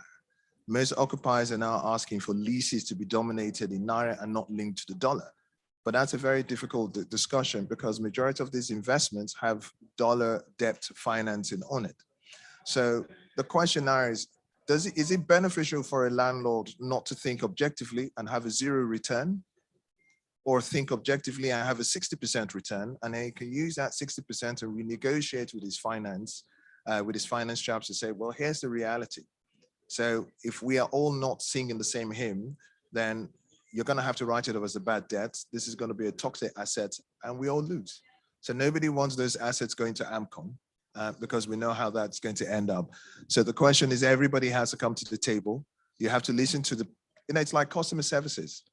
Are you providing the right products for your customers to be able to buy those products? Or are you being so stringent that you don't want to listen to what your customers want? And then you end up with an empty property. And you go around the market today, every landlord is doing its very best to keep its tenant in the building, even if you have to take a huge cost. Because don't forget that for commercial investments, it's not just about the rent. You've got to look at the operational cost of maintaining that building.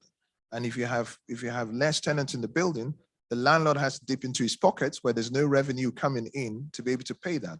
And that's bad investment. Kalaji, do you want to touch on anything? Okay. Thank you. I mean, I think I agree with everything that Jamil said. I think that the only thing that I would, probably add is that, we have to look at our market. Developers have to look at that market all over again. Take a holistic look at that, at that market. So when we did our H1 report for commercial offices, we said that the grade A leases which were done the grade A leases which were done this year, amounted to about 200 square meters or something like that, because most of the activity had been lease renewals, rent renegotiations, giving space back. But I think that Jamil would probably sort of, confirm that, you guys are in the market as well. Buildings where rents are maybe between 200 and 400 are seeing more activity. I wouldn't say that it's back to 2018, 2019 levels, but they're definitely sort of seeing, more activity. So that is, you probably have to ask, is that the rent that this market can actually support? Yes, some multinationals, when they're here, if they come back, can pay the 7, 8, whatever, but the bulk of the market is at a much lower level. So if you want to have the best chance of being able to build a building that can get 80%, 90%, and congratulations, 100% occupancy, you can't be targeting that $700 level. Sure. So essentially, the volume of the market at the moment is at the $200 to $400 level. So that's about what, 100K average, 100 to 150K per square meter per annum. I mean, with all this happening, rents falling, leases getting shorter, how do you think this is going to affect the capability for these assets to sell at attractive prices? Because a lot of these developers are building so that they can eventually exit at some point.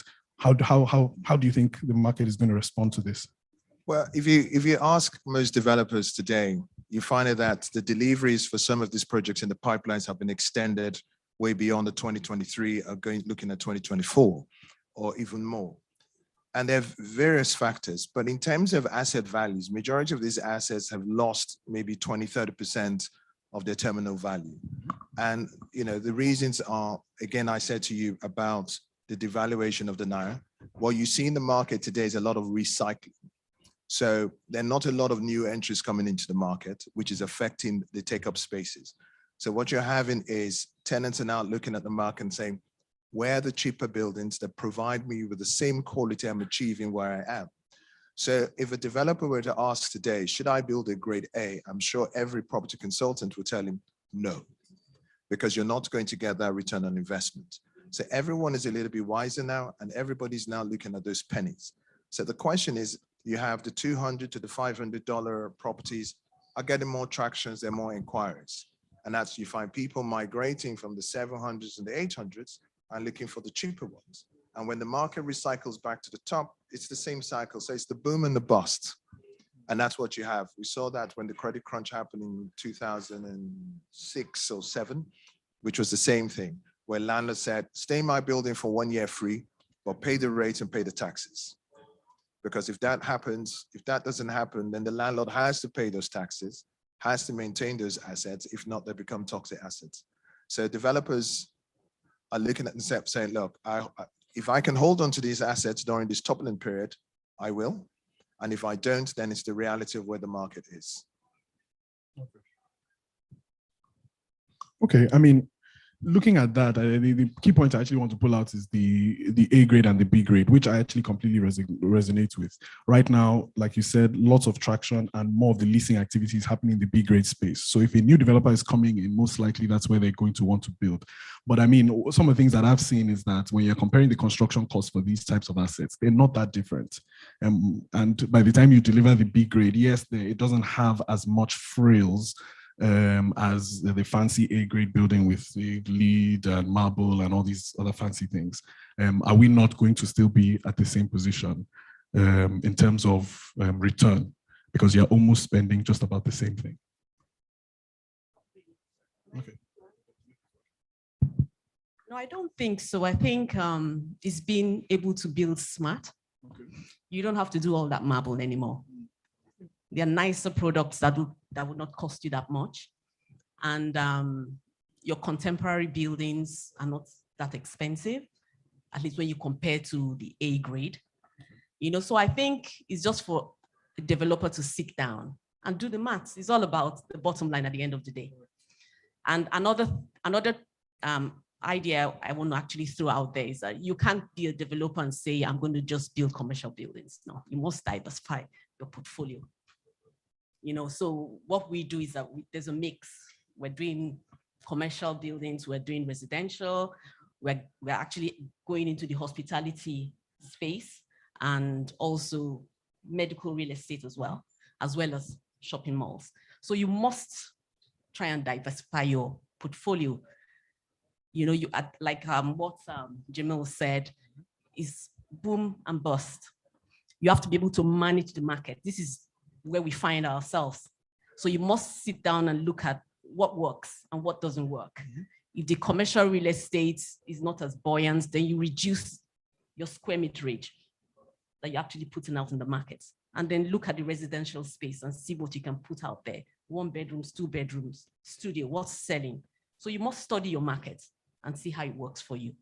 Okay, so I mean, right now, the projects that you just mentioned, apart from Afriland Tower, and the Hairs Towers that was recently launched. What's next? We just in the portfolio? We just actually commissioned residential block of flats in Parkview Estate. Lovely. And we're going to actually start. We call it the Young Professionals Apartment. So it's just 1 bedroom, 2 bedrooms. Not in VI or Ikoyi. We're actually doing that in the mainland as well. So that's why. And then we also have lock-up shops. So we're catering for all, markets. We're also looking at lock-up shops as well. We released one in a far back as Reda. We're going to do one in Abueleba. We're going all the way to Port Harcourt to start shopping mall and also an office complex. Okay. And then in Abuja, we're going to start just clearing the land now for an estate in Kamo. Wow. So I think that's the way to go. So if you have a mix, then you'll be able to weather this storm. Okay. I mean, Bolaji, is this the case you've seen with some of the clients that you're advising, that they're no longer looking to add more capital into the office space and looking to diversify their portfolio, or how are they responding to what's going on in property at the moment? I think you've got to look at the, if you take the professional investors, yes, you'll find that they are, at this moment not looking to, add to their, to their office space. But they, but you do find that, people are looking at different types of real estate for investment, and that might be shopping malls, but maybe not the traditional 25,000 square meter malls. This might be 7 to 10. This might be 7 to 10,000. There might be more mixed use developments, retail, commercial, residential. And you also find that people might be looking at refurbishment or redeveloping, or should we say repositioning existing properties, rather than greenfield developments. Yeah. So sorry, I hope people got that. No, I definitely did. Just to follow on, I mean, the panel is actually about leading African cities, right? And we haven't really touched on that. And I think, Bolaji, you have good coverage on what Brawl is doing in other African countries like Ghana, Kenya. How do you think, has the market been similar there, or has it been worse, or maybe potentially better? I think that Jamil will also have his own thoughts about this, or his own direct experience about this. But from our from Brawl's perspective, we are seeing similar trends, across all the African markets. They all have their own individual nuances, but the trends are the same. So if you take Ghana, for example, the average space requirement is now down to about 150 square meters. So that's incredibly small. If you take South Africa, or Kenya, Nairobi as well, you'd find that there is a lot of consolidation, which is going on. So banks, telcos, and the likes are consolidating into sort of a single, HQ, rather than having 3 or 4 different buildings across the city. So that is also, releasing sort of space into the market. So basically, the trends are the same, but obviously, each city and each country is is unique. So I don't think that you can sort of say that yes, this is what's happening in Nigeria or what's happening in Lagos is totally unprecedented, and that we are sort of seeing something which no other country is seeing. Other countries are seeing the same. Other countries are having the same issues or the same trends, but how their market is structured means that they can sort of react so slightly differently to it. Okay, before we pass to Jamil, Bolaji, can you also just provide some insight into what the typical space requirement has reduced to now in Lagos?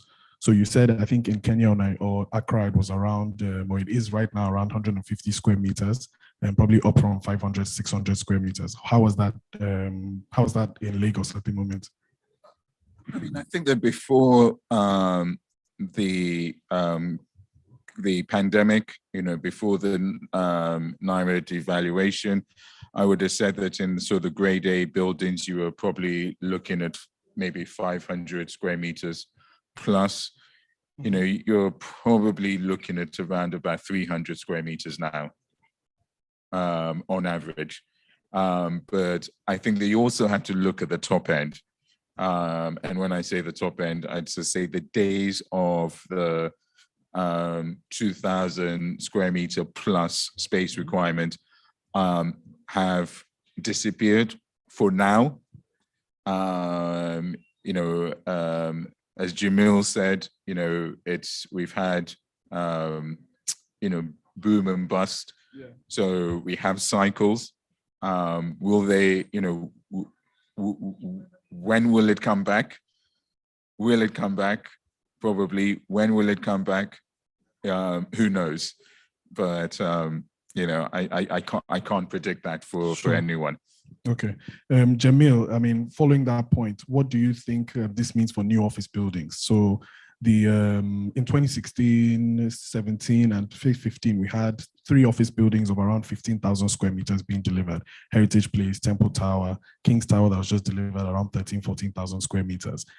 As developers are conceptualizing new projects, do you think they're still going to be that big, or are they now going to start reducing? Well, it's a good question. You know, I said earlier, majority of these most of the projects in the pipelines have slowed down. And one of the things the developers are doing is they're going back to the drawing board and asking themselves one question. Is the market now ready for a 15,000 square meter plus, 10,000 square meter plus or under? And a lot of them will have different strategies on how they want to approach the market. Some are changing their strategy to a mixed use development and having residential and commercial. Some are saying, look, if we're doing commercial, we want it under 10,000 square meters with floor plates of about 500 square meters each. Like Bolaji said, and from experience, you know, the requirements coming to the market now between that 250 to 500, rarely 500 on a net basis. You find, you know, requirements as much as a quarter of 150 square meters is what people are looking for.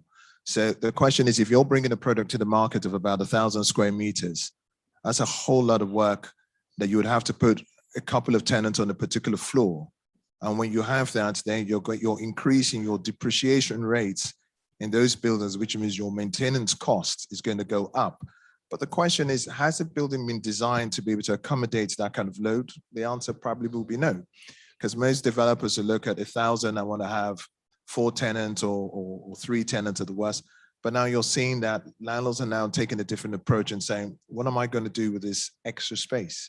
And that's where the issue about collaboration is coming into play, where either do profit sharing with the co-working, flexible working companies who will come and fit it out at their own cost and they share cost. And then you still try to lease out traditional space. So I guess there isn't any set strategy. It's just a question that developers are looking at. What does the market need in the short term and the long term? And if we're thinking about the short term, this is what we can do. And we have space for further improvements or to increase what we have. So I guess, you know, there's so many things that tailor that, you know, financing is another big influencer. Nigerian economy isn't looking great, so it's not attractive for foreign investors to say they want to invest. And when they invest, how soon can they get their money out? So there's so many things that affect it, not just occupiers. There's the CBN policy, which is another bummer that puts another cloud on foreign investments coming to Nigeria, because now you can't take any US dollar transaction. You can't transfer money out if you're accepting the oil and gas, maritime, and aviation. So if you're an investor, you would think twice about coming to invest in Nigeria. So you're saying essentially it goes beyond even the crisis we're seeing in the office market. I think the current environment might not encourage you to. Yeah, there's so many yardsticks that I feel, but people just concentrate on tenants. Yeah.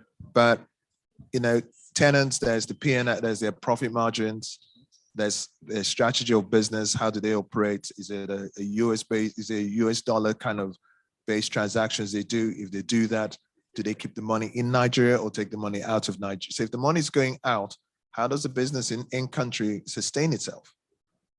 You know, so there's so many things that occupiers take into consideration when they're now talking about paying commercial rents for some of these buildings, and being the decision why you're having that migration of people moving away from the $700-800 rent and looking for something more cheaper. Okay, so I've just been signaled, so I'm going to do one final lap with a simple question. I'll start with you, Zor. Essentially, where do you think occupier requirements are going to evolve to over the next 18 months and in the longer term? I know we're in a position now where things are shrinking, people are trying to be a lot more cautious and are looking for simpler services. How do you think that's going to evolve in the medium to long term? I think, I doubt people would actually go back to all that vast space. They're now looking at functional spaces. And when we actually look at 2020 and 2021, people's PBT have improved, some. Using minimal space, working from home.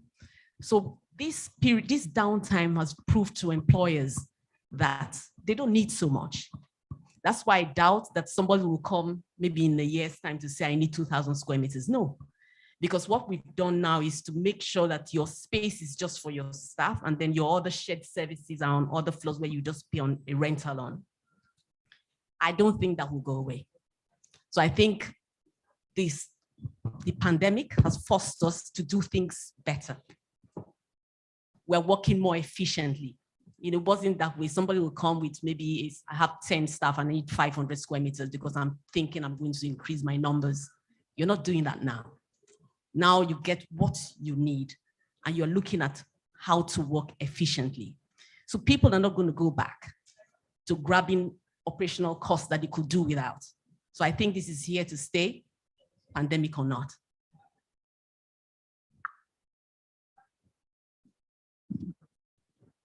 Yes, thank you.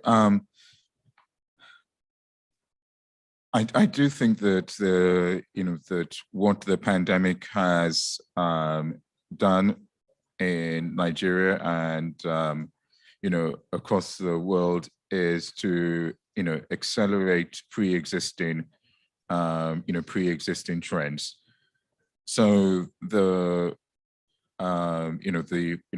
flexible working, the hybrid working, was something which is probably coming in slowly and gradually, but it's now being sort of accelerated. I think that we also have to look at the office and property sort of generally.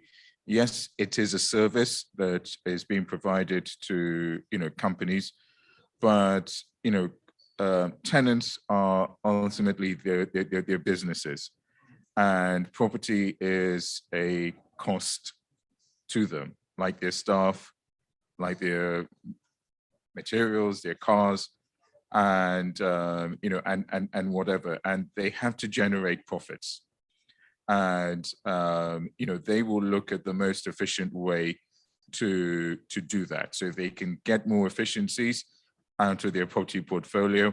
They will do that, and so we have to sort of see that the way the office market is going to grow sustainably in Nigeria is for the Nigerian economy to grow in a sustainable basis.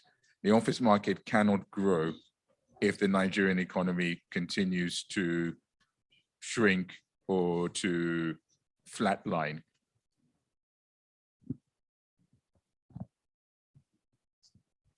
Yeah, I agree with everything Bola just said. And I think something companies are looking at is, to answer your question again, is long-term and short-term, right? What most companies are doing now is a smarter way of working. So the first thing they do is, who are essential staff? So categorizing their staff into essential and non-essential, right? So we need the essential staff to be at the office. What's the percentage of those two categories? So, and that comes back to them reducing those spaces to be able to work more effectively. The non-essential staff, which could be fee earners in different countries, don't need to be in the office every day to be productive, to be able to bring in the income. But you have your essential staff, which would be your accountants, your clerks, your admin staffs, or the paper pushers who need to be in the office to give that support to those who are working from home. So that already changes the mindset of how companies are looking at the future of office spaces going forward. So where you had to have 50 people in the office, 2-3 years ago, people have found out that, well, we really don't need to have 50 people in. The worst case, we really need to have 20 people at worst. So the question is that 30 older people can work from home, and what you have are hot desks. So when they need to come into office, they're alternated, they come in, do what they have to do, but they don't have to spend the whole day in the office. So that's the smarter way of working. And that just tells every other investor that there will only be a selected type of companies who will still demand those 1,000 square meter office spaces, depending on the type of business and industry they're in. But majority are going to say, we can work smartly and we don't need to have that. And that goes back to the drawing board where developers are now going to start rethinking about the products they're bringing into the market. And it's going to take a while for anything to change, considering the new smart way that we're all looking at working. Okay, thank you. I'm going to sneak one final question. Sorry, guys. Just to make sure everybody's putting their money where their mouth is. Can you tell me, Jamil, Bolaji, and Uzo, what is your current work from home policy for your staff members? So are they all in the office? What's the balance?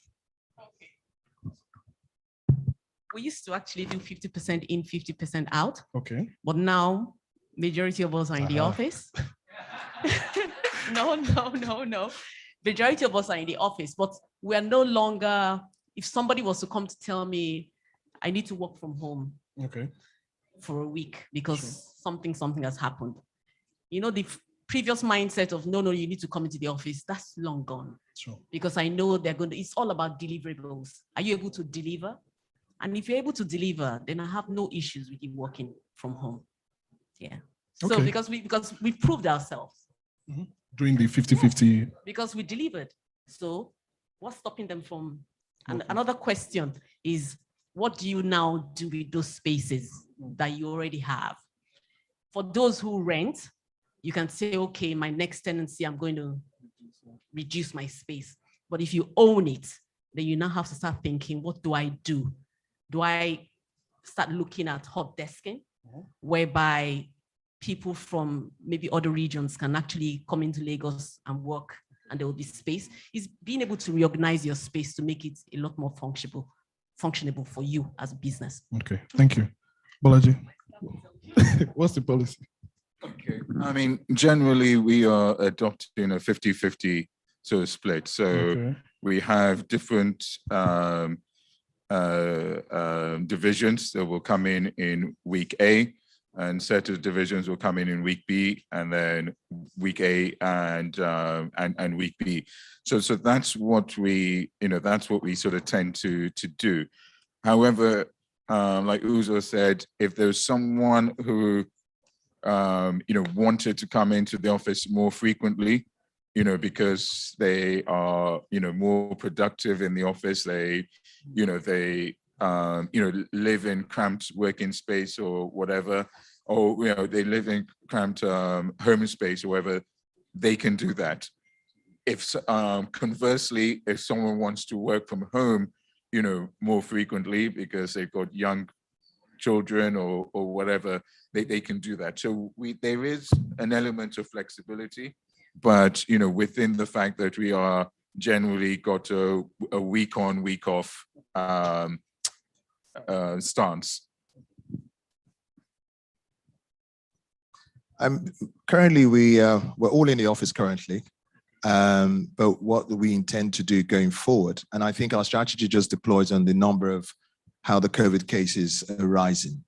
And one of the things that we've looked at is, first of all, we've done a survey asking staffs themselves, is it conducive for you to work from home without just making it a policy that they have to work from home?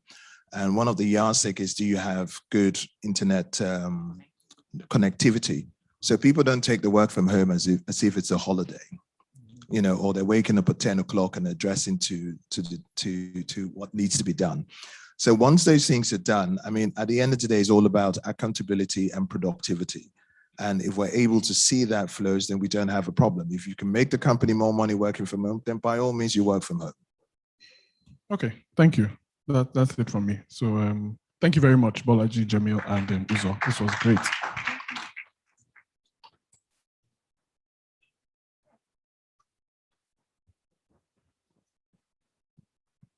All right, thank you, gentlemen. You know how we do this. The protocol, we need to manage this space. So we need you guys to occupy this space. This is 10,000 square. So please, can you, where's Judy?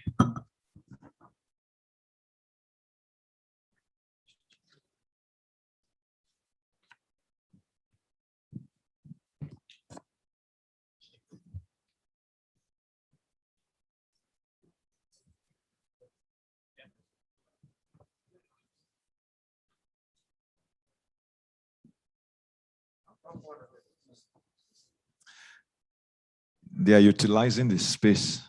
Is it that you don't understand it? Eh? Okay, with face mask, then without face mask, please.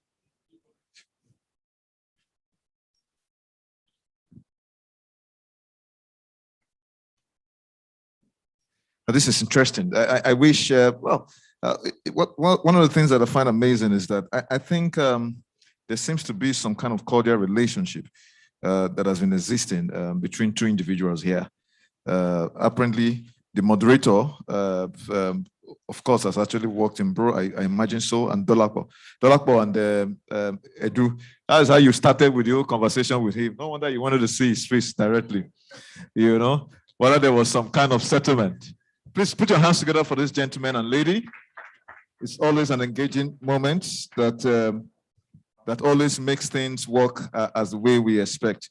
Ladies and gentlemen, I know that we have two more aspects of the program that's going to hold, and that itself is going to be one that is just going to help us obviously get to the point we're going for our exhibition tour, and then the as our launch, networking launch. Then afterwards, we have the final panel, and then we'll close up and come back or stay around for the award session so that on or before 9 p.m. we'll leave here. All right, so 9 p.m. is early. Okay, we can do 10. You know, the traffic, you know, oftentimes works as the case might be. Don't mind me, please. I'm just being naughty. Well, ladies and gentlemen, I'd like to invite Mr. Jide Odusolu, my very good friend, who is going to come and make a quick presentation. He's one of our lead sponsors, so we must give them that opportunity. And then tell us exactly what Octo 5 Holdings has to offer to the industry and how we are going to make that work. Please, can you put your hands together for him? Yeah. Good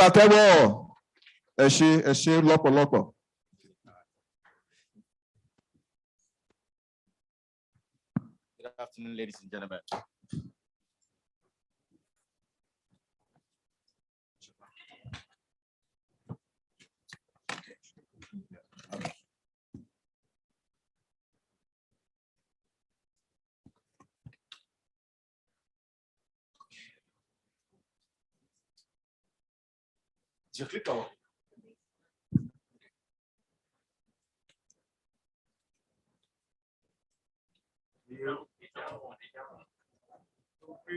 Okay, good. Good afternoon, everybody. I'm going to try and make this as sharp as possible so that I don't take too much of your time, because I understand we're going to be going for lunch very soon. So this afternoon, we're meant to be talking about property technology and how it can improve and help us as developers and as investors in real estate.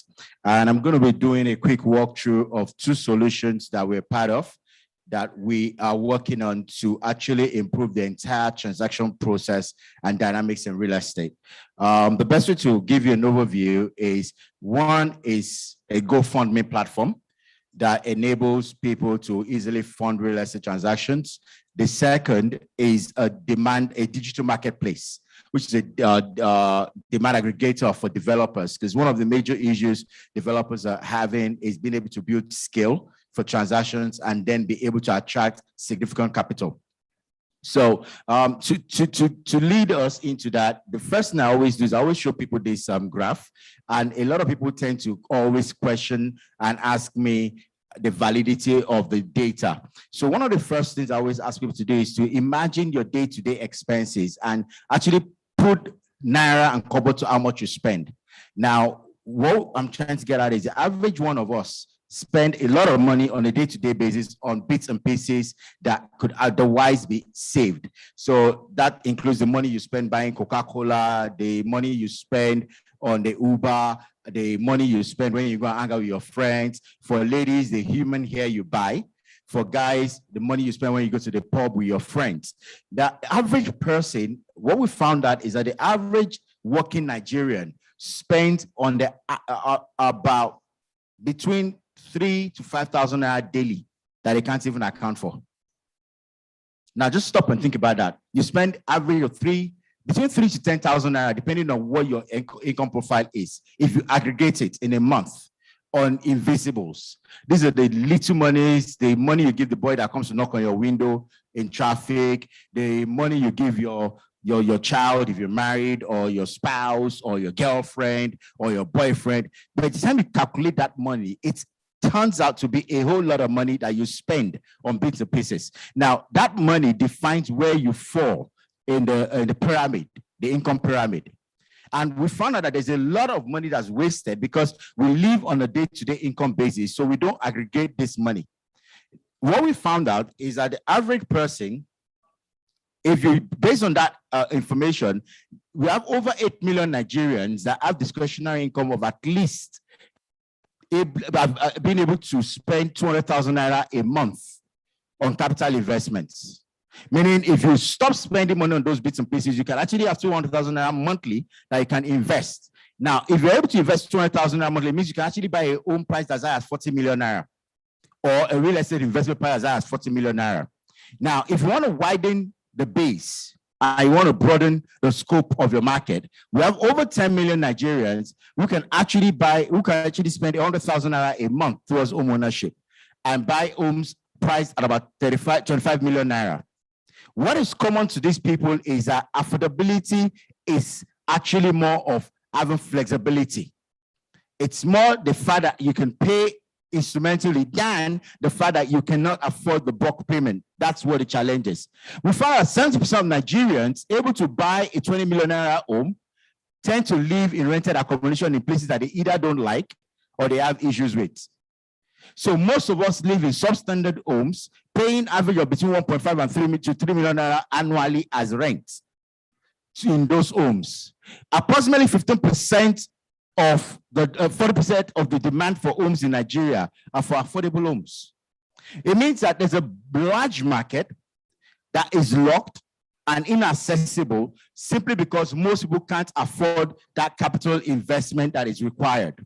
So what we've done with our partners is to try and devise solutions that actually increase the availability of home stock for investors in the Nigerian market. And to do that is why we created STO. Now, what STO basically does is we say it unlocks your hidden potentials, because what it actually does is using your earning capacity increases your ability to make investments. To do that, what STO is, like I said, it's a demand aggregator for new build and off-plan homes. This means these are homes that typically you have to depend on the developer to create. Now, we all have different experiences. People have different issues with different developers, and we tend to then have horror stories, many of us, of lack of delivery. What STO tries to do is to resolve many of those problems by working with accredited and proven developers to create this marketplace that gives you guaranteed homes, gives you enhanced flexibility towards home ownership, and also gives you access to mortgages. Now, it gives you access to mortgage because there's an organization called Nigerian Mortgage Refinance Corporation, which was created by the Nigerian government, working with mortgage banks, that it's supposed to make it possible for every career professional to actually take a mortgage. But most of us do not meet the criteria because we don't go through all the necessary steps. What STO has done is to integrate with the Nigerian Mortgage Marketplace so that every single person who's a subscriber automatically is pre-qualified and can actually access mortgage loans of between 10 and 15 years, subject to having proven their credit worthiness to their regular payments. We launched STO in October 2020. And since then, we've had over 2,000 subscribers who are signing on to projects that are live. Live projects means projects that are ongoing as we speak. And we actually have been in beta stage. Beta stage means we've been testing it. Now, how does STO basically work? STO actually seeks to deliver all the solutions. But rather than tell you, I'll play the video and can you walk them through? Yeah, just play the video. What am I supposed to do?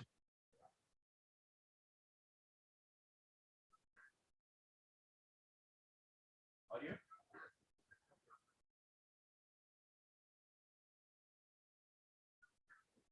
I can hear you, but I'm not sure they can. Sorry, I'd rather they play the video than me talking it through.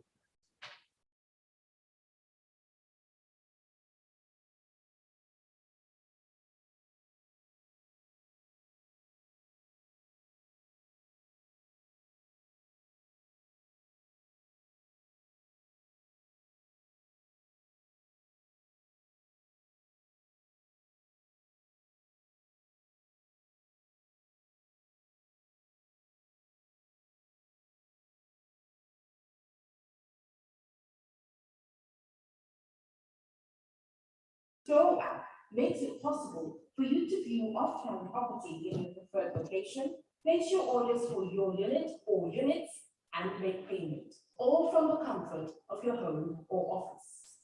You can also monitor the progress of development of your unit without having to visit the site, as live updates are sent through the app. To use the app, visit the Google Play or iOS App Store to download the mobile app on your phone, or go to www.stow.ng to use the web version. Sign up by filling the sign-up form to gain access to the dashboard. Once there, click Buy a Property to open the property listings and search page. Search for your desired property by location, type, or price. Click on your desired property and view payment plans. Select desired payment plans and click Next. Read and accept the terms of purchase to move to the next stage. Select payment spread option and mode of payment. Subsequent payments are made by clicking Next Payment on the dashboard to repeat the steps above. STOW is brought to you by Octo5, freedom to own a home. Thank you. Now, like I said earlier, the beauty of STOW is you use your discretionary income to actually lock in those properties. So what STOW does for you is you can, with as low as 50,000 naira monthly, actually lock in a building being developed anywhere from Epe all the way to Abuja, or anywhere else where there's a developer with a site that's signed onto the platform. You sign onto the project and you have up to a 5-year period where you can either opt to pay monthly towards the home, or pay up to a certain point and then flip it onto a mortgage if you so choose. Now, what we've done with STOW is we started it by testing it using our own projects, but we open it up to third-party developers.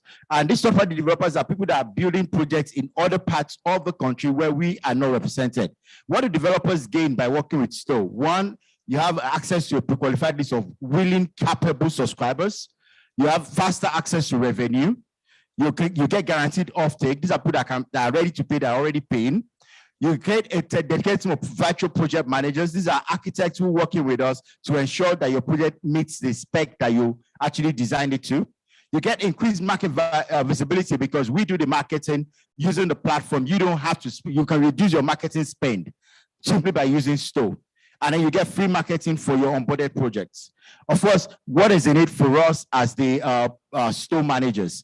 The way it works is that there's an onboarding assessment fee for every project because we have to guarantee that project, because if you fail, we ensure the payments made by subscribers and we have to make them good. So you pay an onboarding assessment fee for every project you put on the platform. For the people that subscribe on the platform, they get to buy your projects at a discounted rate below whatever your planned open market price is. And then you, of course, pay commission to us on every transaction that you close using the platform. Now, that's what STOW is. In addition to STOW, we have what we call the Prop Crowdy. This is the other app that we launched that working in conjunction with our other partners. What Prop Crowdy does is it makes it possible to do crowdfunding for real estate projects. So you want to do a project, you've done all your financials, you've done all your design, but you're stuck because you cannot raise the necessary capital. If you sign on to the Prop Crowdy app, what it does for you, What it does for you is it gives you access to a pool of investors, or what you call micro investors, who are looking to invest in real estate. We guarantee them that their returns are safe. You get money from them. And this is in this case, the PropCrowdy platform is actually SEC regulated, because it's a crowdfunding platform. So it is SEC regulated, and there are a lot of rules that your project have to abide by before it can be onboarded. What do you get by using, what does PropCrowdy try to solve? It gives you trusted investment vehicles for real estate. It makes it affordable for you to invest using your cash flow as it are. It gives you access to a verified and vetted pool of developers who will deliver what they commit to. And then it gives you guaranteed oversight of the projects that you invest in. So you get to make money, we get to deliver the project, and the buying public get to get projects that they actually desire when they desire it. So to use PropCrowdy, you can go on the portal, www.propcrowdy.com, and you find all the details of how it works. It's not more stringent because it's a financial product, or you can also download the app and you can use it. So thank you very much for your time. I'm sorry I had to rush it because of lunch. I'm sure if you have questions, my colleagues are put down there. You can go in there, ask them all the questions. If you're a developer, you need to get them to trial it for you. They'll be happy to help you. Thank you very much. Please put your hands together for the CEO from Octo 5, one of our lead sponsors. Thank you very much, sir. Stoll and the PropCrowdy, obviously, is a wonderful presentation. So as a matter of fact, you see how bold their stand is downstairs, which we are going to be going down right now to certainly see exactly what they have to offer if you weren't here yesterday. As soon as the launch is over, I'm going to call on my very good friend. It's an individual who I hold in high regards, and that is Mr. John Oamen, the CEO of Life of Vend. Is going to come in to moderate the prop tech in Africa and technology transformation, developing innovative solutions. And joining him virtually would be Mr. Sean, as well as Akintola is here in person, and then Ajiboye. So as soon as we're done with the tour and the network launch, we're going to come back. And after that particular session, the hall is going to be set up for the awards. And then we'll have the award proper and the Hall of Fame. And then we have our proper supper. And we call it a day for the Reda 2021 edition. Thank you very much for your patience. God bless you. Please kindly go to the exhibition stand and then avail yourself of some of the information and offering they have. Then afterwards, go in to get your lunch, so to speak. Thank you. DJ, do we even have the DJ in the house? Okay, sound guy, let's have some music.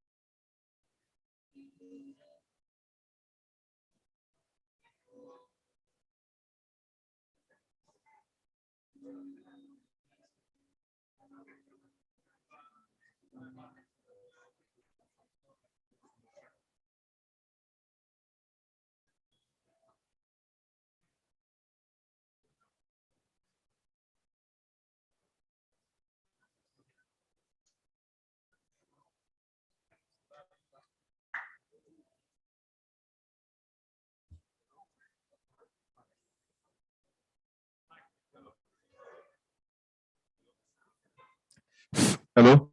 Well, ladies and gentlemen, please ensure that you keep an eye on your personal belongings. Please, please, please keep an eye on your personal belongings, because I don't think they are all of Israel that are Israel. Please make sure you keep your personal belonging and maintain the COVID protocol. We're coming back here in the next 1 hour. We're back here in the next 1 hour. Please, ladies and gentlemen, we're back in the next 1 hour. Kindly hold your belongings so that we do not have any incidences. Some people have some other kinds of investments. You never can tell. Please hold on to your personal belongings. Thank you.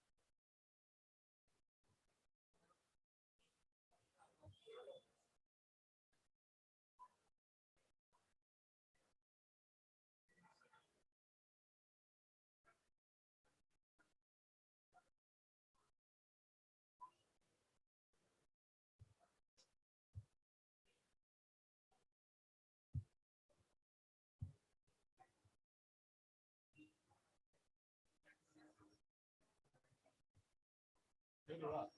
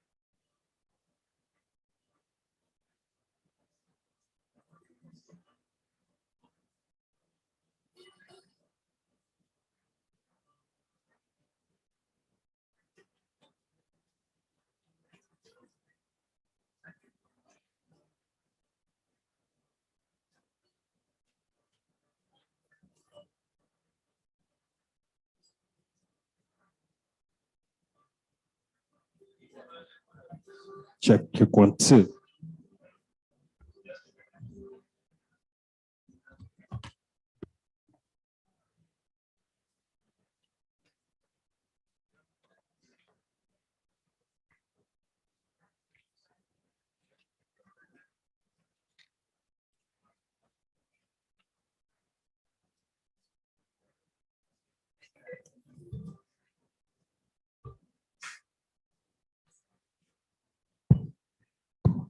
All right, thank you. Ladies and gentlemen, please can we all come upstairs so that we can kick off this last session for the discussions parts before we go into the awards of Reda 2021. Ladies and gentlemen, if you are hearing the sound of my voice, please kindly come up and let's have this session wrapped up. Is John Oame in the house, please?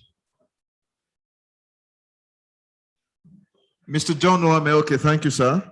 Of course, Sean, we have to connect via Zoom. Please, can we confirm if Sean is on the Zoom? Please do. Because that we can't go ahead.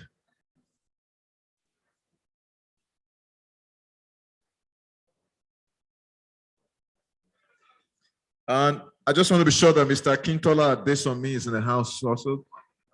Mr. Akintola Adesomi. All right. Do I have Mr. Ajiboye Oluwabukumi? Okay, great. I'm glad that you guys are in the house.